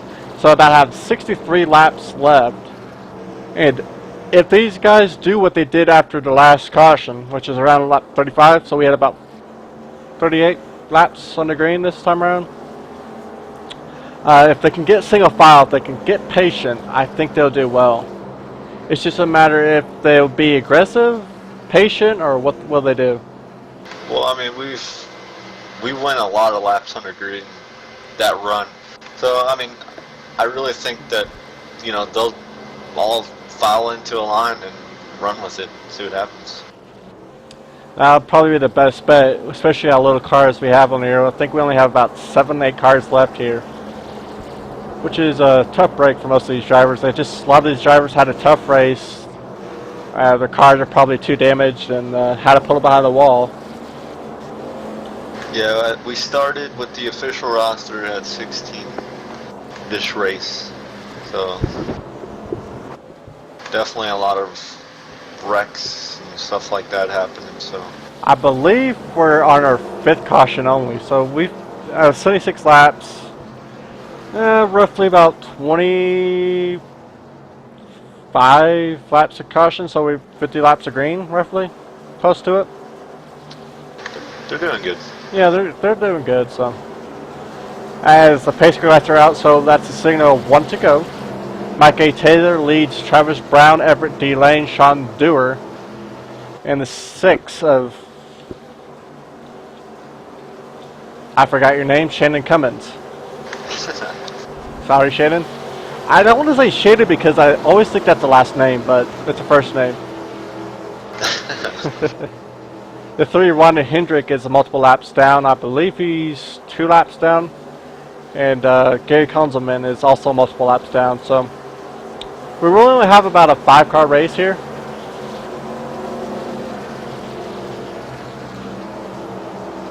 As I'm checking the stream, looks like everything's going alright. If you guys in the chat have any questions, let me know. If you have any favorite drivers, also let me know. Or if you just want to talk trash to me and Brandon up here, you can do that. It's fine. Daryl does a good job of that. We don't need any more. Talk trash about the cameraman, please. He's awful. There you go.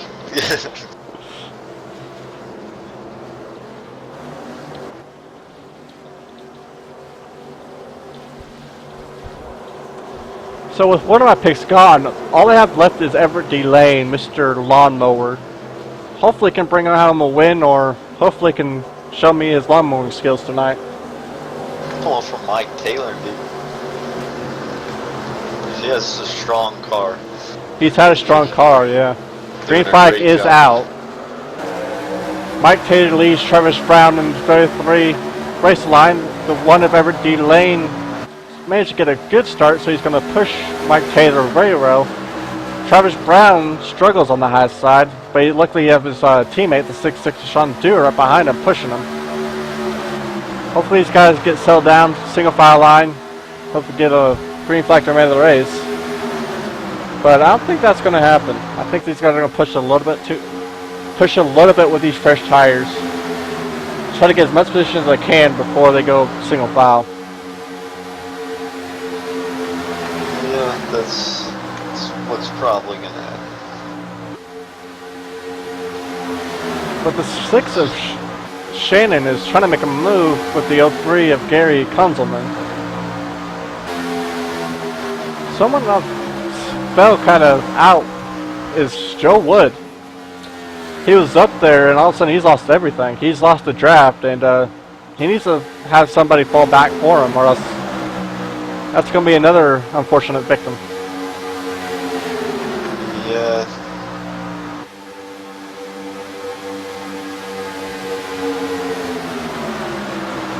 But Everett D. Lane is working well with Mike Taylor. And but they're not pulling away as we saw earlier.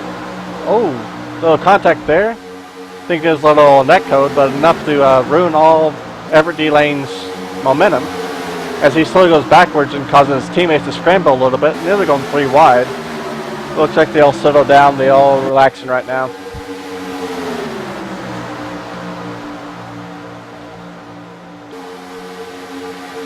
If racing keeps up like this, though, this will be an interesting race to the finish.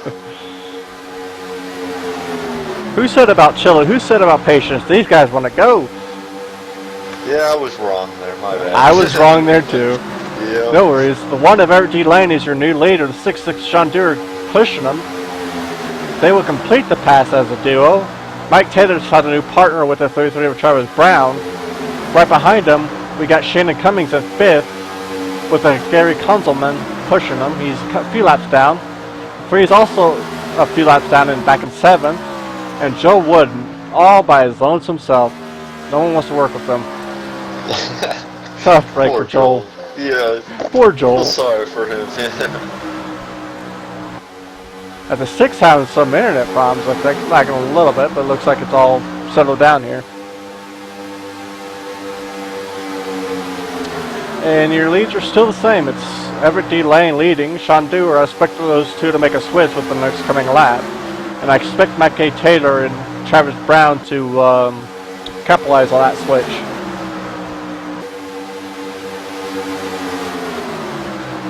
Looks like Travis Brown has a new car too. Not all beat up.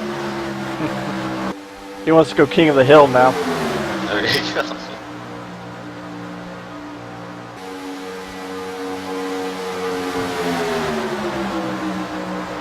Looks like these two are trying to make it interesting as 33 gets the Mike A. Taylor a little bit loose. Nicely saved there. As we're on lap 81 of 140, we have 59 laps left. So we still have good way. These guys still have to make a pit stop. They cannot make it from here on in. They have to make one more pit stop. And I believe that's all you have to make. They most of these guys pitted on the last caution. So with one more stop, these guys should be able to get to go. With plenty to spare.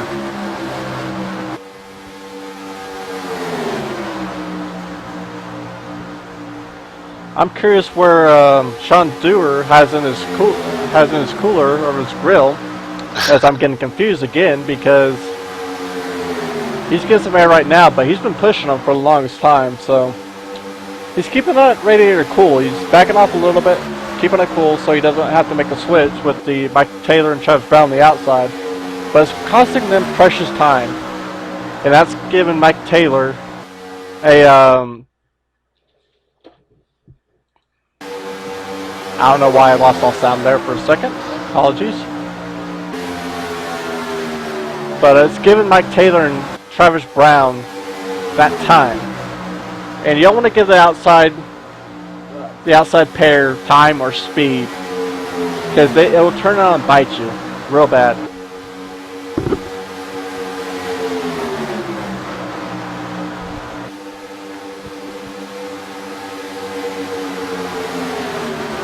Looks like we do have new leaders. Travis Brown actually going the inside. That's going to force Mike Taylor hit the wall a little bit. That's really screwed up Mike Taylor a little bit. Looks like it's going to be a switch though. Nicely done by Travis Brown going back up there, helping his partner. Yeah, those two did work well together. The 1 and 66 are still not hooked up right. And that's giving the 6 and the 03 time as they're starting to make a move. The 6 is on the lead lap. The 03 of Gary is not. He's 7 laps down. So 7 laps down. He's going to need a lot of cautions. hopefully we don't have this. No offense, Gary. Yeah. But at least he's up there. He's helping lead that car. He's just showing us he has a fast car. The 6S gets high. Puts the 33 in the wall. And puts the 6 in the wall. Ow. Sean Dewar is struggling. The 6 and Mike Taylor going at it. Caution is out. Man, that call. Wow. Wow. Alright, let's go back. That was Sean Dewar.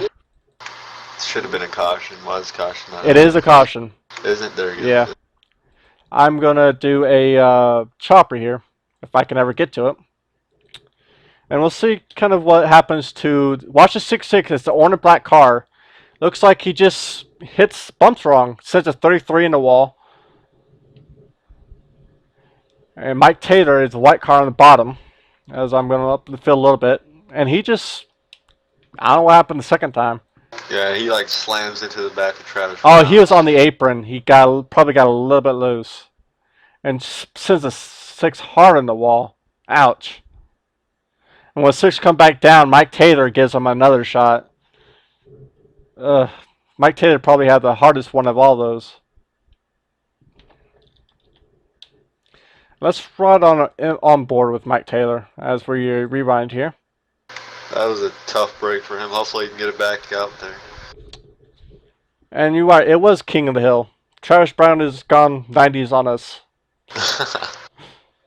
As we're watching the front, Sean Dewar sends his teammate 33 in the wall. It gets heavy damage on Mike Taylor, and as we see in the front, 66 of Sean Dewar gets loose, or I don't know what happened the second time. I know what happened the first time. And look at that impact, right into the 6. Nowhere to go. It's just unfortunate for Mike Taylor. As we see, everybody's going into pit road right now, getting that extra fuel. They still cannot make it from here on in. I do not believe. Don't think so. It'll be close. But I think they'll be like 10, 15 laps short. As I'm seeing tires. I'm surprised people are getting tires. Brandon, can you take over here real quick? Yeah, that's cool.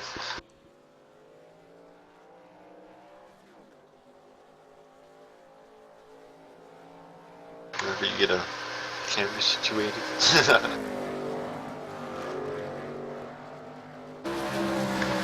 Yeah, that was a tough break for all those guys. I mean, they were racing up there in the pack. I'm hoping all of them can get back out there and actually put on a show like they were doing.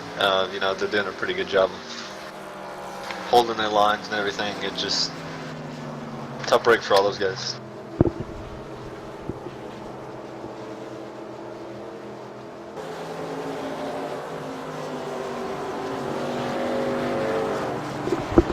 Alright, I'm back. I do apologize, folks, but I was starting to lose my voice. I had to get something to drink.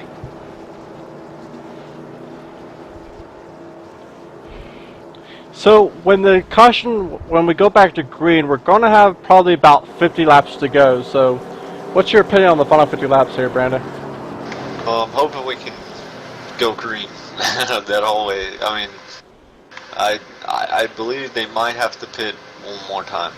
Yeah, they have Maybe. to. I know they're going to have to pit because we have 50 laps remaining and they can only do 40 to 43 on a tank of gas, unfortunately. That is true, yeah. So you'll probably see the strategy come into play. As we're looking on the standings here, we got 5 cars in the lead lap. Joe Wood was your winner of that caution. And the 79, he's going to be put back on the lead lap. Shannon, unfortunately, was a lap down, but I think he will get to lick a dog here, since he is the first and only car 1 lap down.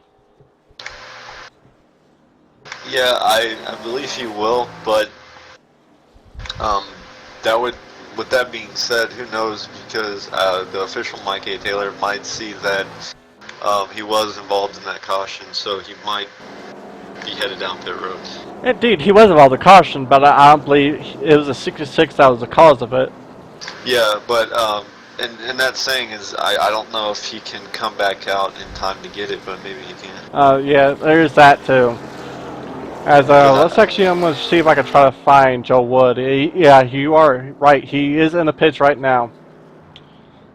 So let's see what he does. Actually, if my cameraman works with me. Now the official will give him until 1 lap, or 2 to go, sorry.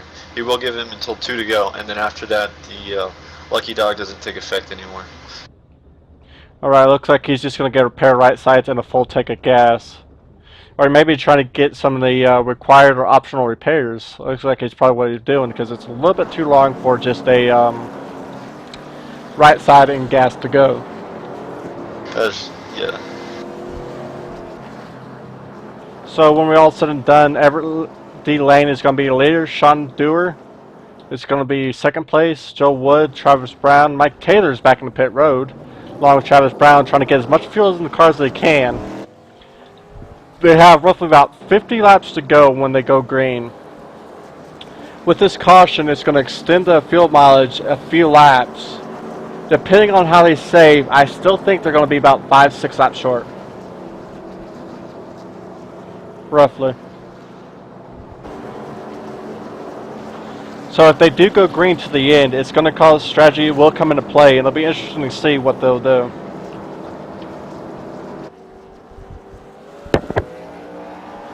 I think Kevin might want to join us.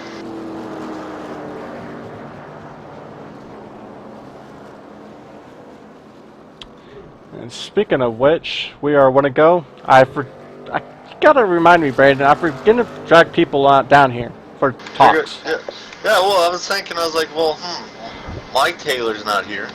All that's here is the old school guys. And I forgot about it. I gotta be reminded. Well, Kevin is here, so. Is he in the channel with us? Negative, I can bring him down. No, don't bring him down yet. We're about where we want to go. If we have another caution, I'll start talking to some people. Alright. I can't believe I forgot about that, but I even have it. I'm looking at it in my notes. I'll see, like, I'm going down my notes, like, what did I do this race? I asked the stream questions. Crap, I didn't forget to drag people down under cautions. Well, the main issue with this race, well, it wasn't really with the race, it was with the communication, was we ran out of TeamSpeak slots, so that's why you don't see some of these guys in there for that exact reason. So. That is unfortunate, but I assume that's probably going to be rectified next week. Oh yeah, well, yeah, most definitely. And speaking about the old school guys who I will love to drag down next caution, as they're probably going to be the cause of it, lawnmower.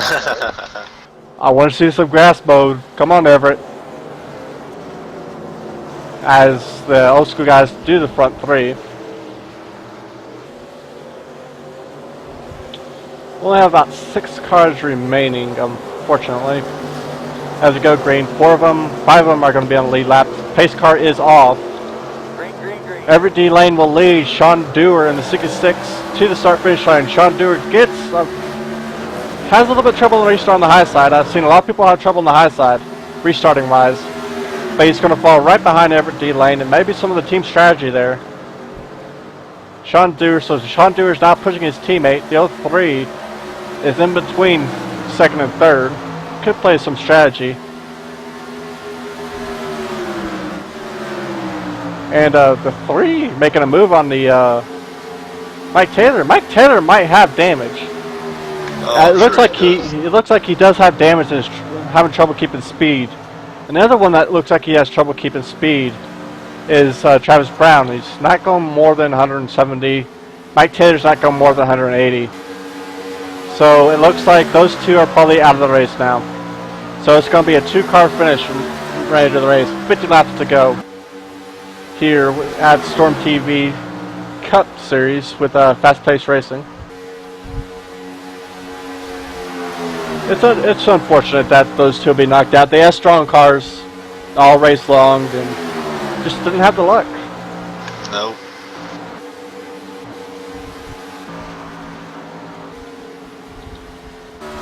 Because I'm just checking speeds right now. And both those... they're all like really fast guys, and it's a shame to see like the whole field almost taken out, you know, in this race. But I mean, it was a really good race, and you know, old school's running off with it. But other than that, you know, just kidding. I love you guys. It's good. Yeah.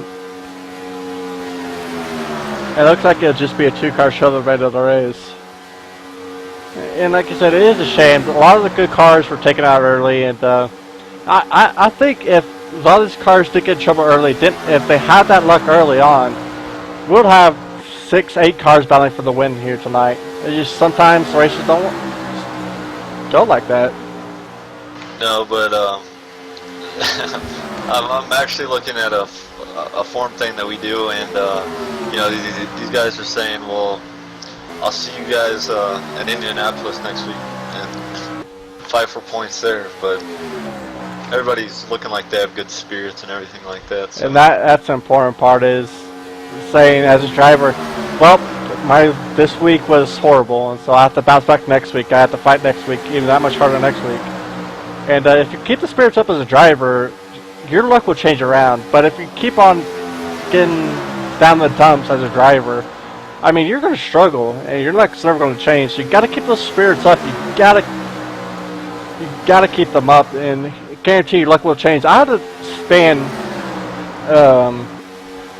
3-4 months ago, over 2 weeks. Every race I did was probably about 20-30 races. I was taken out. I was like, I was getting ready to say F this and just be gone with iRacing. But, came back after 2 weeks. I took a couple days off. Came back with a fresh head, a fresh set of mind. Won the next race.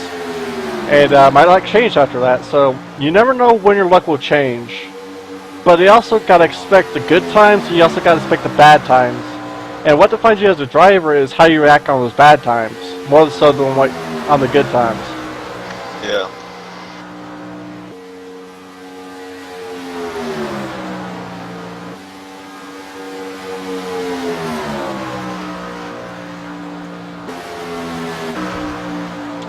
As I'm slowly looking back here, the 3 and 3 are battling, the battle of the 3s. Yeah. The Ryan and Gary show back here. I think they're having a little bit of fun.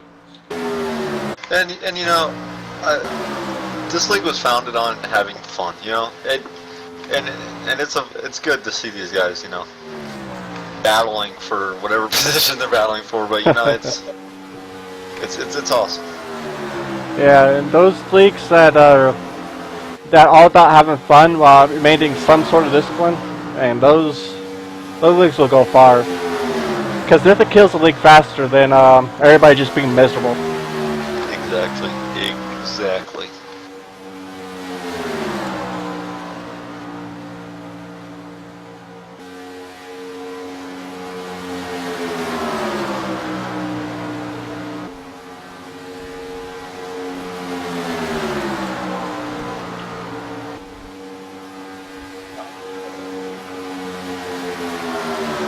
I am curious because it looks like it's going to be green throughout.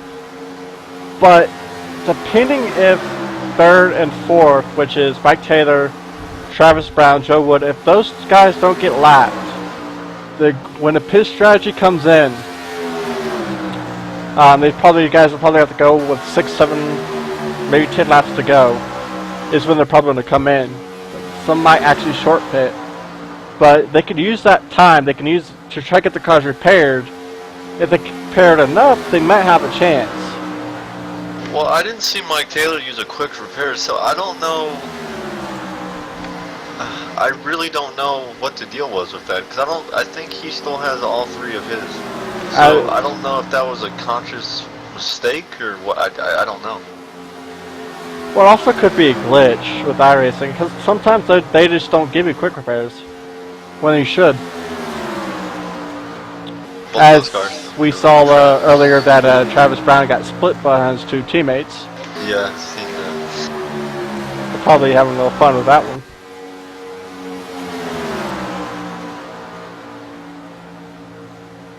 But I'm curious, when these guys do come to the pit road, or when they will come to pit road, because like I said, they gotta go down pit road. It's just a matter of when, and if they do, if the other guys are still lead lap in the top 5, as I think it's only going to be Mike Taylor and Joe Wood, are the only ones that have a chance now. If they can stay in the lead lap till pit road and get those cars fixed, they might have a chance if the caution comes out.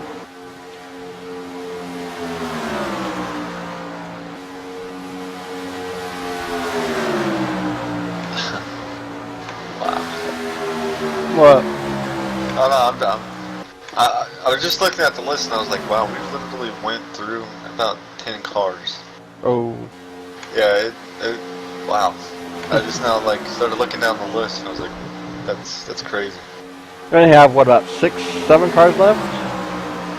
Yep, about the I know that there was the first and second caution that took out most of the field. Yeah, So those were the big ones. yeah, you hate to see it, but super speedways, there's at least going to be one. Yeah, there's always going to be big wrecks on super speedways. But what I don't understand though is these guys, you know, these guys know that they have quick repairs, but I guess by the time you get towed around the track or something, you know, it was going to cost you.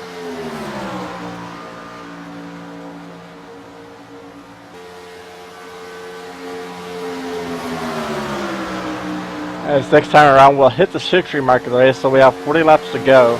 These guys have been green since lap 80, since 78, I believe. So they've been green for nearly 22 laps, so they got another 20 or so. My math actually might be wrong. No, it was about that. I'm trying to judge the fuel tank, which is 40-45 without caution. My math is way wrong. I'm too tired. Leave me alone. I'll leave it to the chat to settle what fuel strategy is. There you go. Just be like, hey guys, here you go. Help me! Give me this. Me too tired.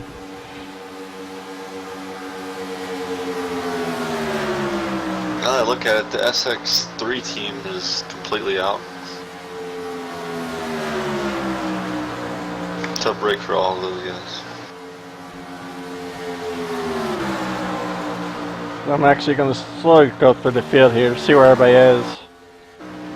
Mike Taylor is going to pit road. That actually put him in a field window. Looks like he's also getting some repairs done. I'll just put him in a field window, especially if he's running by himself. Mike Taylor's starting to get those repairs. Yeah. It's smart of him to do that. Joe Wood, I believe, is still in the lap, but he's about to get lapped by his teammates. Come on, Joel, spin him. You know you want to.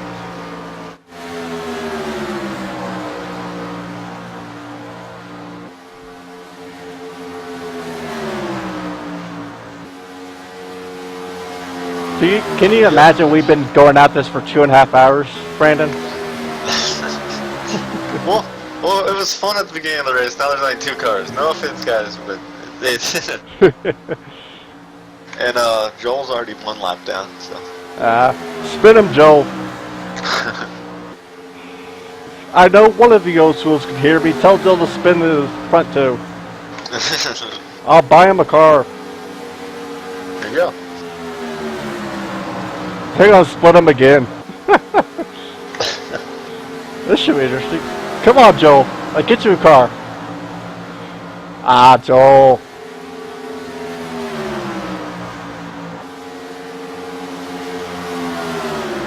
At least Joel's having the common courtesy of moving over for him, you know. I still say you should spun him.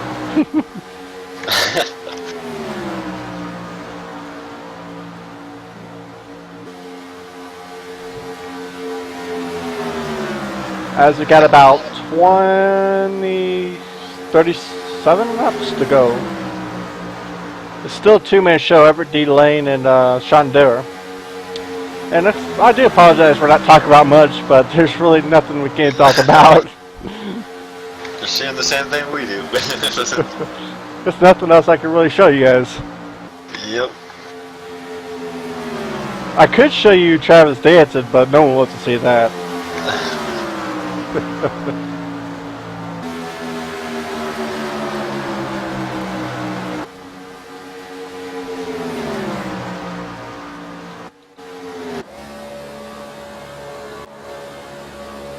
As we're on, let's run aboard Sean Dewar. Just see what he sees. Apparently he sees nothing but stars, is how dirty his windshield is.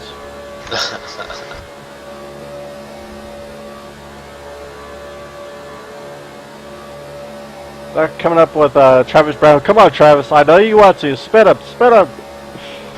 You know it's boring when the commentator is trying to get these cars to spin. Travis.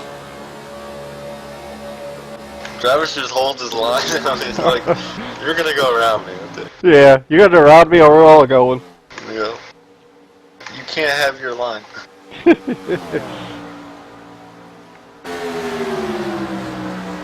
Gotta say, it's like, Sean Dewar doesn't really want to push Everett, or he's just cruising, because you got about 35 laps left.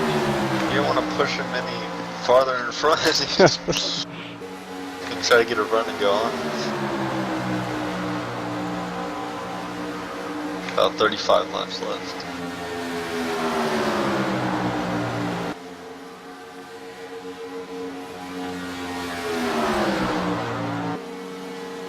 So at least one of my picks has a chance. was one of the two that do have a chance. Oh man. I picked right. You can never go wrong with lawnmower, usually. He won the last race he picked. Yeah, that's why I picked him again.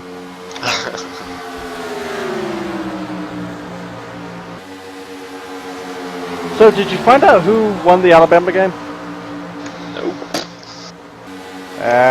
Well, you know, I could probably text someone. So, what's your Night is supposed to be? what's your opinion on what's going on with NASCAR with Gordon getting in?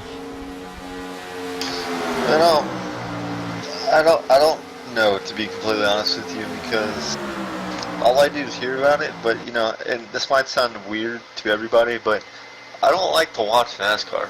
You know, I like to Trader. do this. You know, yeah, it's just like, you know, oh, okay, yep, this is what we do. Yep. You're basically the same as me. I still watch NASCAR, Yeah. but really only as a I'm doing something and NASCAR's rolling in the background. There you go. And Yes. I do that with majority of the racing nowadays. Especially, I rush a lot of F1, Rolex series, the Le Mans series, stuff like that. And really, only racing as the leaders go right by Mike Taylor, as he's also not giving his line. Yeah. These lappers are being stubborn. But the only racing I really watch is that I do full attention to is the Le Mans. And usually only then it's the 24 hours Le Mans. It's really the only one I watch consistently. Every other racing, I kind of just watch the background and listen to it. So I'm same as you, but I love doing it on iRacing. Oh, yeah. That's where it's the most fun. Yeah. Travis Spinham. I'll read the chat here. But I kind of don't agree with it for the sole fact of the championships is already screwed up enough. Just add a 13th driver is just asking for trouble. Wait, you can't talk about this when Everett can come back and watch this. He will fight you for this. I don't care. I can deal with Everett. The worst thing he'll do to me is mow my grass. And then I'll just be thinking it. It's helpful. So, he knows my opinion on this, so I don't need to explain it to him.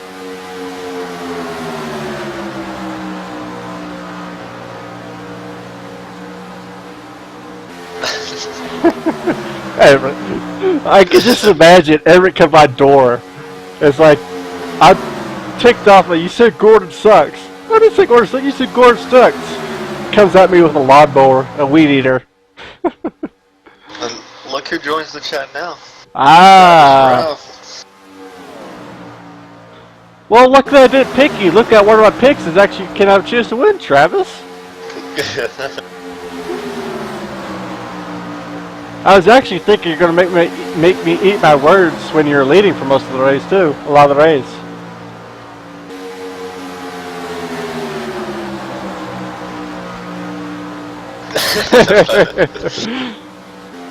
We're at 30 laps to go. These guys have about another 10 to 20 laps of. I'll say about another 15 laps of fuel left, so they're going to have to make a pit stop. Well, here's the deal, Mike. I don't know how many laps Mike Taylor is, because Mike Taylor is right behind him. I mean, well, Mike Taylor's good to go on fuel. We know that. But it's a question of how many laps down is he? I think he's 7. Yeah, then he's unfortunately got no chance. Yeah. These guys have been out here for about 33 laps. So with the caution, they can go probably another 14 laps at most. So that's going to put it around 125, 126 is when they're going to stretch. That's going to leave about 15 laps to go. And depending if they get in the pit stalls right, or depending if they get tires, fuel, whatever they get, they're going to have to get fuel, but no matter tires. They could be spread out, or they could be pack racing again. Or tandem racing. Yeah.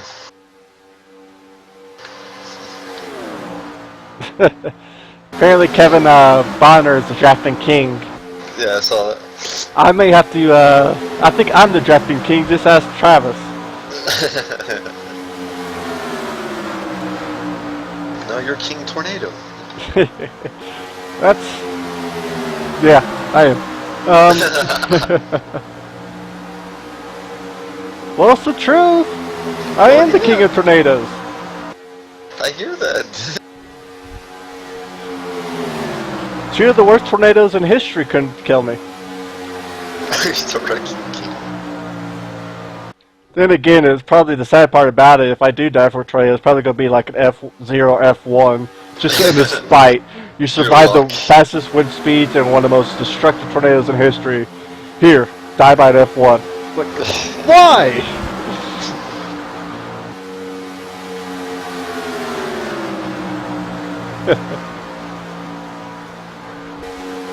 I'm not necessarily the wrecking king. I do go out with the flash. No, that's even worse. The funny thing was, I've actually been in my car in Arizona, driving to Reno, and have a Death Devil pass directly over my car. And when that happens, I could not hold on my wheel. My car just started skidding around the road. It didn't lift my car up, but whew, it scared me. I was like, not this again. Not again. Looks like Mike Taylor does have his car fixed, you know. Yeah, he's keeping up there with his front two. It's just a matter of how long. Yeah. These front two are going to pit, and if one of them catches Mike Taylor, they're gone. The other one's screwed, basically. Sorry to say. Yeah, I hear you. I'm sure they're doing pit strategy right now. And the question is, are going to be teammates and try to race it out side by side, or are they going to be backstabby and try to out-pit the other? Mike Taylor, help me! Help me! Help me! I can just imagine on the radio, like, here, I give you a car. No, I give you a house. I give you a plane.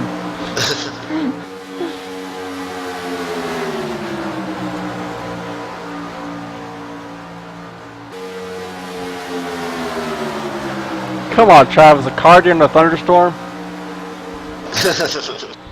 I do that on a weekly basis. Just have lightning hit your car while you're driving. Yeah, That's your teammates, Travis. Yeah, we will be racing at Indianapolis next week. And you can find it here on StormTv next Saturday night. And hopefully we have more to talk about toward late stages of the race. I hope so. Well, I'm just kind of scrapping on straws right now, sadly to say.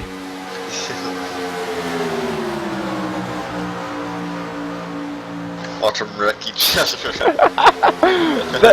I can imagine Everett spinning Dewar or Dewar spinning Everett. I could just see it. And then it'll be like Clint Boyer and Gordon all over again at Phoenix. Yeah.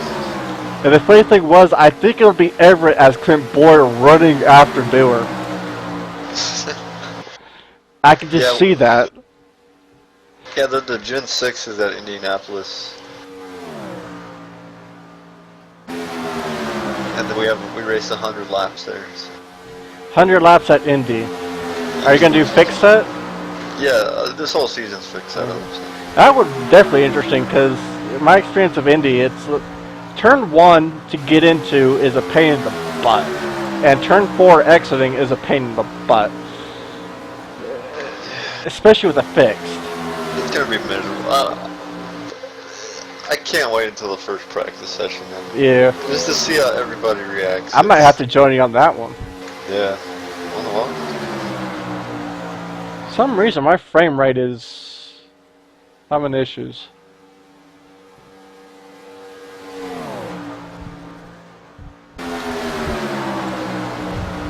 Fortunately, I had people tuned into this race to see me, and they never see me once. Well, here. You came to see me. Since you couldn't see me, you heard me. There you go. Yeah, I guess that works. If you came to not listen to my voice, I forgive you. I apologize. If you came to watch me wreck, I apologize. Well, Daryl said that there wasn't as many wrecks because I wasn't. Well, then again, if Daryl's in here, who caused about 5 of them that then be gone most of the race. I know how Hollywood works. Yeah. It's about 20 laps left. Now, Travis, I think you need to learn to share. But no, it's like, oh, they're coming up on 120, so we're coming to 20 to go. I'm curious, they're coming to the end of the fuel window. It's just a matter of when. They're going to be the next 5-6 laps, they'll be going to pit. It looks like Sean Dewar was thinking about going to pits, but wasn't going to go pits without Everett Lane. You do have a DW style commentator. My initials are DW. Del Jr. of FPR, shut up. Though, Travis, you're the Kyle Busch of Fast Pace. You're the young gun that... aggressive young gun. Boy, we all still love you. Well, at least everybody that at least did about 1 lap into this race gets points, so... Yeah. Everybody will start following into the points and stuff, and we give, you know, random points to, the one that qualified on the pole, you know, stuff like that, pretty much like NASCAR does, so. And we also do the points, you know, 43, 42, 41 down, so. Paint scheme The paint scheme to win. Yep. That is a good one. But that paint scheme doesn't seem to help him unless it's the Batman. Isn't his last 2 wins with the Batman scheme? I do love this new ticker, I really do. 20 laps for me, that's pretty good. Yeah, and start counting down 19, 18. I can set it to how many laps it starts counting down too. But I have it set on 20 to go. Sounds right. I'm gonna go ahead and get rid of the driver since it's not really needed. We know who the 2 drivers are. Yeah.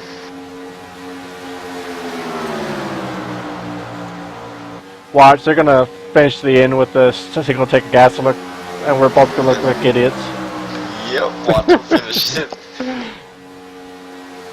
I know they're almost out. Yeah, I guarantee they're almost out. They're near the final laps. The spot's probably just like pit, pit, pit, pit. Yeah. He probably said you got 1 lap left, like 6 laps ago. Or we can always use Travis as a lap counter. Yeah. Travis, since you didn't run that many laps, it's okay, at least you ran some.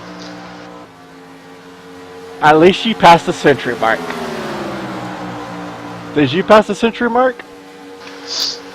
No? No, dude. That's the second time that's happened during the league race. What? When I click race and it crashes. It's ridiculous.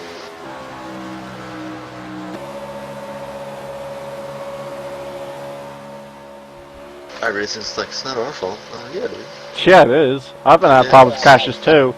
It's your simulator.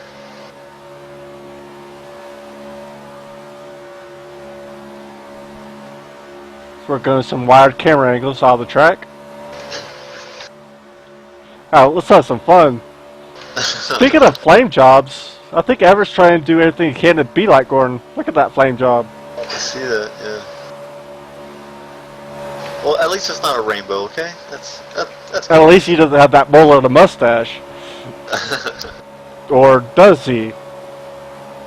Everett, I may need to talk to you about that. I know you're Gordon fan, but even Gordon says that look was horrendous. Wow. It's a nice looking car, though. Yeah, it is.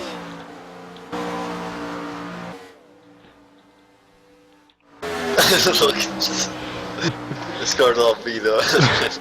That's why I tried to go away fast as possible. Hey guys, look, everybody. Kevin's finally back in the chat with some words.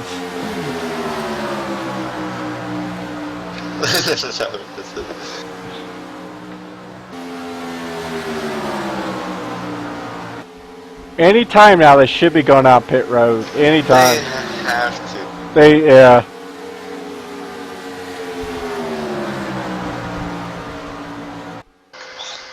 Speaking of Joel, they're coming up on him. Wow.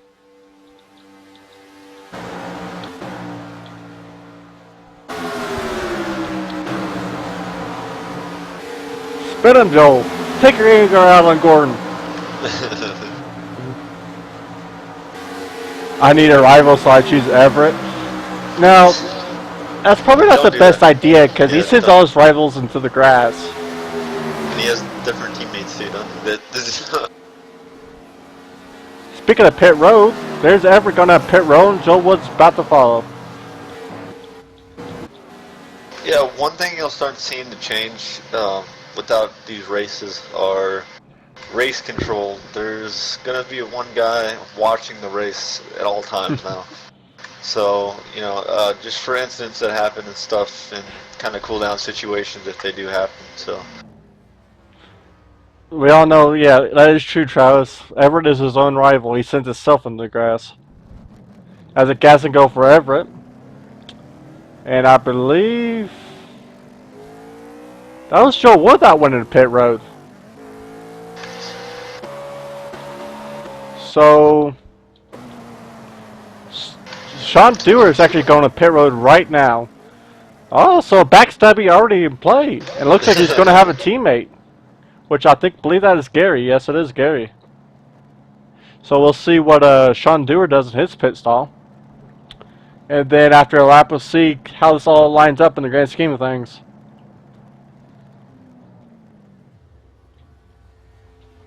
I didn't know that was Joel. I thought that was Sean. I thought it was.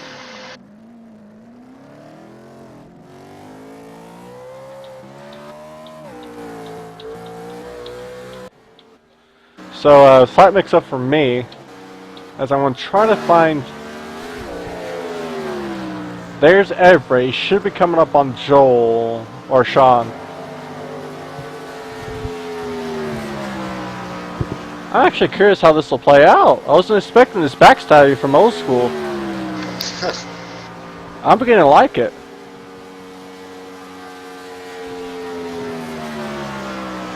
I think as long as everything goes how it is, Everett should have this in the bag.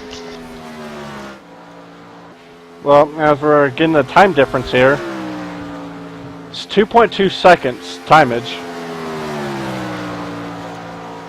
So it now depends on who's the faster car. Sean Dewar looks like he had a better pit stop. It's just about can he keep the lead for another 12 laps. Ooh, this actually gives us stuff to talk about. Yeah, yeah. They're not just running the side by side. But it does look like he is Everett. catching him. Yeah, he is catching him a little bit. But is it fast enough? It looks like it's 100th of a second a lap. And that's going to be, if that is true, that's going to be side by side in final lap. Give or take, he's going to catch a drive with a few laps to go at this pace.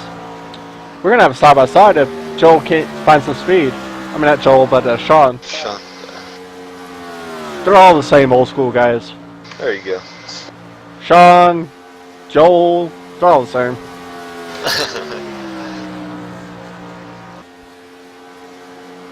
Now, I like the fact that we've decided to add more laps due to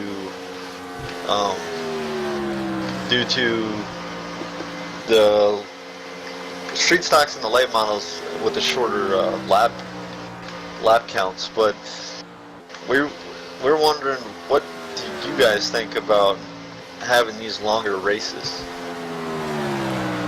No, no, my voice! My voice!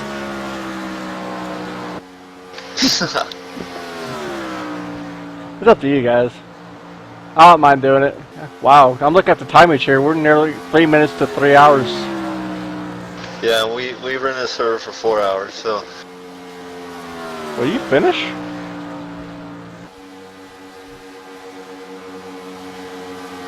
Oh yeah, you have plenty of time to finish. Oh yeah, I'm sure. But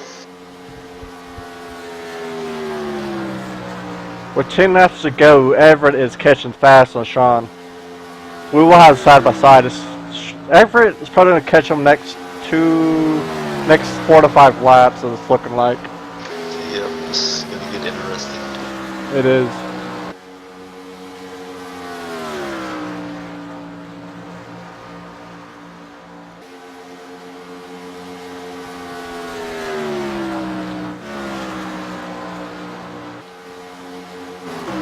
Wow, yeah, this is gonna be close.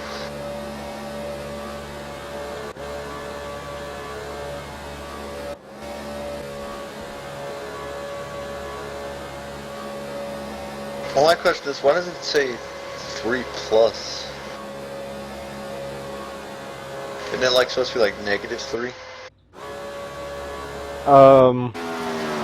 when it goes to Depends. laps? Yeah, I think it should be. Yeah, it says +3 laps. Oh, Joel Woods! Save it, Joel, save it! Hang on to that, buddy.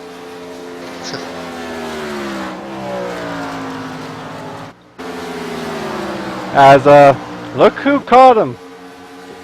2 laps when I said, 4 to 5, he's caught him in 2. Wow.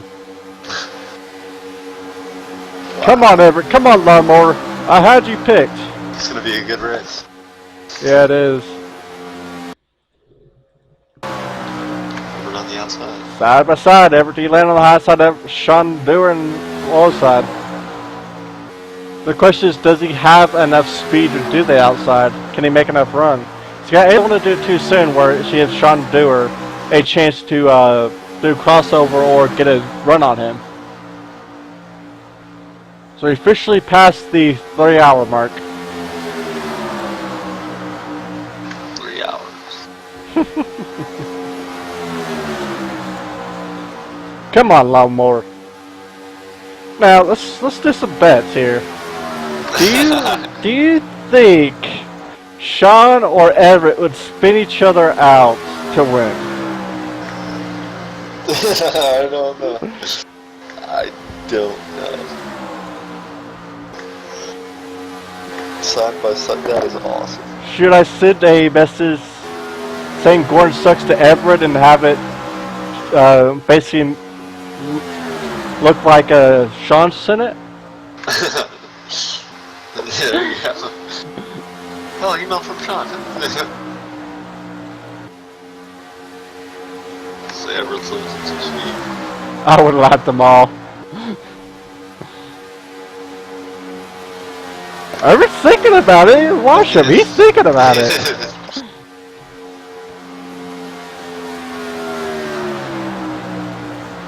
The thing is, Everett has a faster car, but I don't think he has a fast enough car to deal on the outside.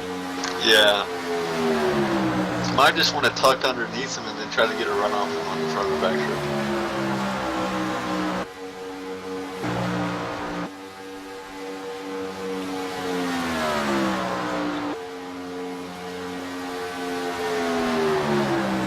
Yeah, I think that's what he needs to do, is get behind him, get a run going.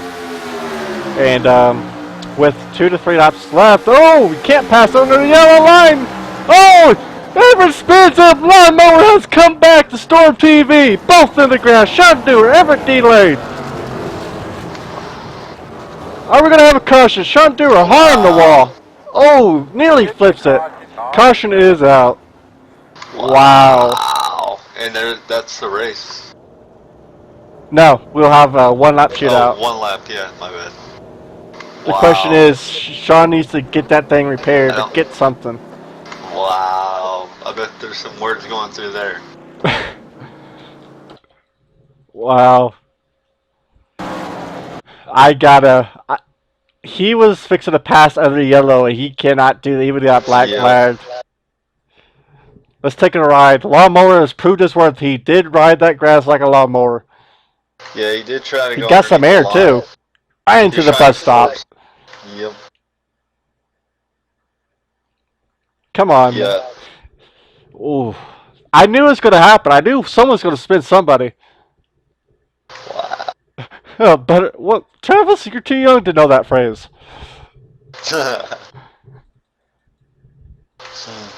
Wow. I'm gonna watch That's this. Uh,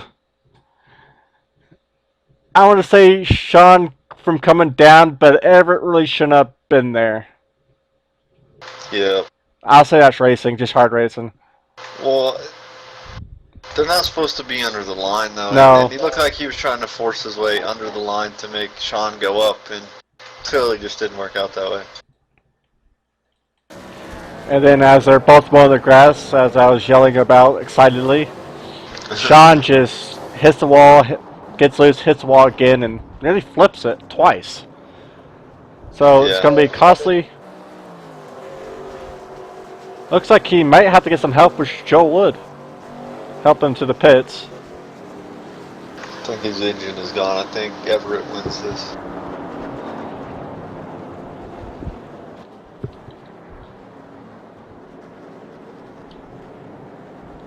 Question is, how much damage is Sean going to have, and can he race with the damage he's going to have left? Don't know. I mean, it's going to be crazy. See what happens. As I were riding, we're looking at, whoops, camera. These cameras suck on pit road. Only at Daytona. Only at Daytona. Hey, Daytona's the American race. Yeah, but the cameras suck.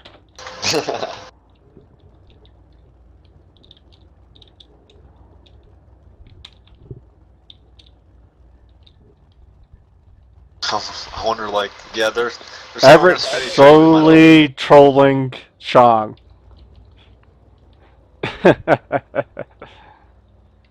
Yeah, looks like Sean's trying to get every inch of repair work he can to this old school machine. Old school Bash Pro Shop. And God forgives, we don't is the perfect expression he has when he reaches Everett. There you go. They're both like, yeah, let's get this repaired. Let's go, let's go, let's go. He's still in the pit road. They're both, yeah. I don't know how this is going to affect the rest of the race. They're going to have one lap shootout. I'm not seeing any severe problems with the one. He's not off balance. So it looks like he's good. It's just a matter of... He wants to go. He's revving that baby. Come on, Sean. And Gary's having fun with pace car. Alright, hold on. I've had to take a bathroom break for the past, like, 100 laps. I've been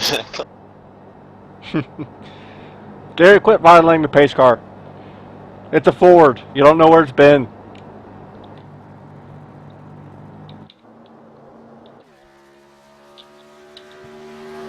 Sean making his way. Nearly got lapped there. It's just a matter of, can he... Does he have a car that's raceable? That is the question. Does he have a car that's raceable? We do know he's got rear damage. And that car does not sound happy. Just listen to that poor thing.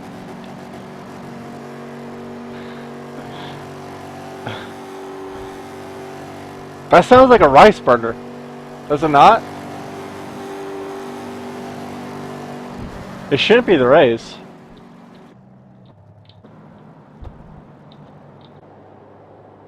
Yeah, that is a race. The pace car would have to... Yeah, that's a race. So with that... Everett takes it. Yeah, that is a race. Everett wins. Everett D Lane wins. Sean Dewar in second. Ryan Hedrick in third. Joe Wood fourth. Mike A. Taylor fifth. Gary Kunzelman sixth. Travis Brown seventh. Shannon Cummins eighth. Michael E. Johnson ninth. Danny Pion rounds up your top 10. And unfortunately, that is the end of the race. What a tough break. That was gonna be a good, Yeah, it was. be a good race. Speaking of which, once it's all said and done, actually I might drag, might have to drag Everett in here early. It's over, so might as well. Alright. Everett, I'm coming to get you. Buddy was moved to Hello, Everett. Hey, hey. That last move, tell us about it. Well, I was trying to do some high line racing there and try to make the pass up there and try to make the move low. You know, it's surprising, but I didn't want to get together with him. So I apologize to him, but hell of a race. And earlier, Brandon could test that. We're kind of having a little bet which one would spin who going Yes, to we the are. final lap. And when it happened, I was pretty much screaming, "Lawnmower's back!" Yeah, we did. We both talked about pitting, and we both pitted on different laps. And he got a good pit stop. He got out in front of me. I pulled him in a little bit within 2 seconds. I was coming pretty good on him, but he was fighting good there. That's for sure. Yeah, it was a good race between you two, the final 50, 60 laps. Do you have anybody you want to thank for the win? Anybody who made it possible to be up there? Well, I guess I gotta say thanks to Sean for not yelling and screaming at me. I was I know he's not expecting. real happy right now with me. I was expecting. I made the comment on what it was on Sean's back of his car, but I was like, it won't be like that when he gets up to Everett. Yeah, that's what he said. Yeah. But I mean, it was a good race. Yeah, old school motorsports goes 1, 2, and 4, so that's pretty good for a night for our team. All right, man. Thanks. I'll drag you back to your team so Sean can yell at you some more. 10-4. Good win, Everett. Good win, man. Thank you, Brandon. I had Thank you, Dave. the second time I picked you, you won for me. So thank you. Uh-oh, what's happening? Oh, he smashes into the backup. He's- Already some action going on here. yeah. was moved out of your channel. User was moved Hello, Sean. Tell us how you're feeling after that last incident. It was a good race. So how was your thoughts on the race overall, strategy-wise, teammate-wise, and what was your overall opinion of it? Do you have a set strategy, or kind of get shuffled up? I think we just all pitted to help each other except for the last part. Everett wanted to go in first. We decided we'd go in separately so we can go in clean and not mess each other up, and that's kind of what it came down to. All right, thank you for your time, Sean. I'll put you back up there with so you can yell at Everett some more. Thanks for hosting, man. Thanks for the video. Appreciate it, man. You do a good job. Thank you, man. User was moved Fight. out of your channel. Hit him. Oops, apparently I haven't got that all figured out yet. My apologies, but You know, and it sucked that it came down to that, but oops, apparently I'm having some problems with the program, but yeah, it does suck it came down to it. Yeah, it's shaping up to be a good race, and Joel gets Everett. Mike has a piece of Everett. I guess that's a little salutatory there, but it was a good race, and the beginning part of it was. And it's a shame that we didn't have as many drivers as we possibly could have, but yeah. Well, you know, like I said, you know, they're all saying, well, we'll get you next week at Indianapolis, so. yeah, the spirits are up. You will see that race at Indianapolis. It's 100 laps, if I'm right, Brandon. 100 laps, Yep. Gen 6 at Indianapolis. You can find that. You can find that here on Storm TV next week at 6:30 Central, I believe, where I'm going to have to stream up. So I'll be about 30 minutes before the race. I'll see you guys then. This race has been brought to you by, of course, Storm Motorsports. Go Michael. Go me. Nah, but a little self-promotion there. Fast, and a big thanks to Fast Pace Racing for letting me put on the streams, letting me put on the races. It wouldn't be possible without them. So, big thank you Love to to have them. you guys. Thanks for broadcasting. No problem. So I'll see you guys.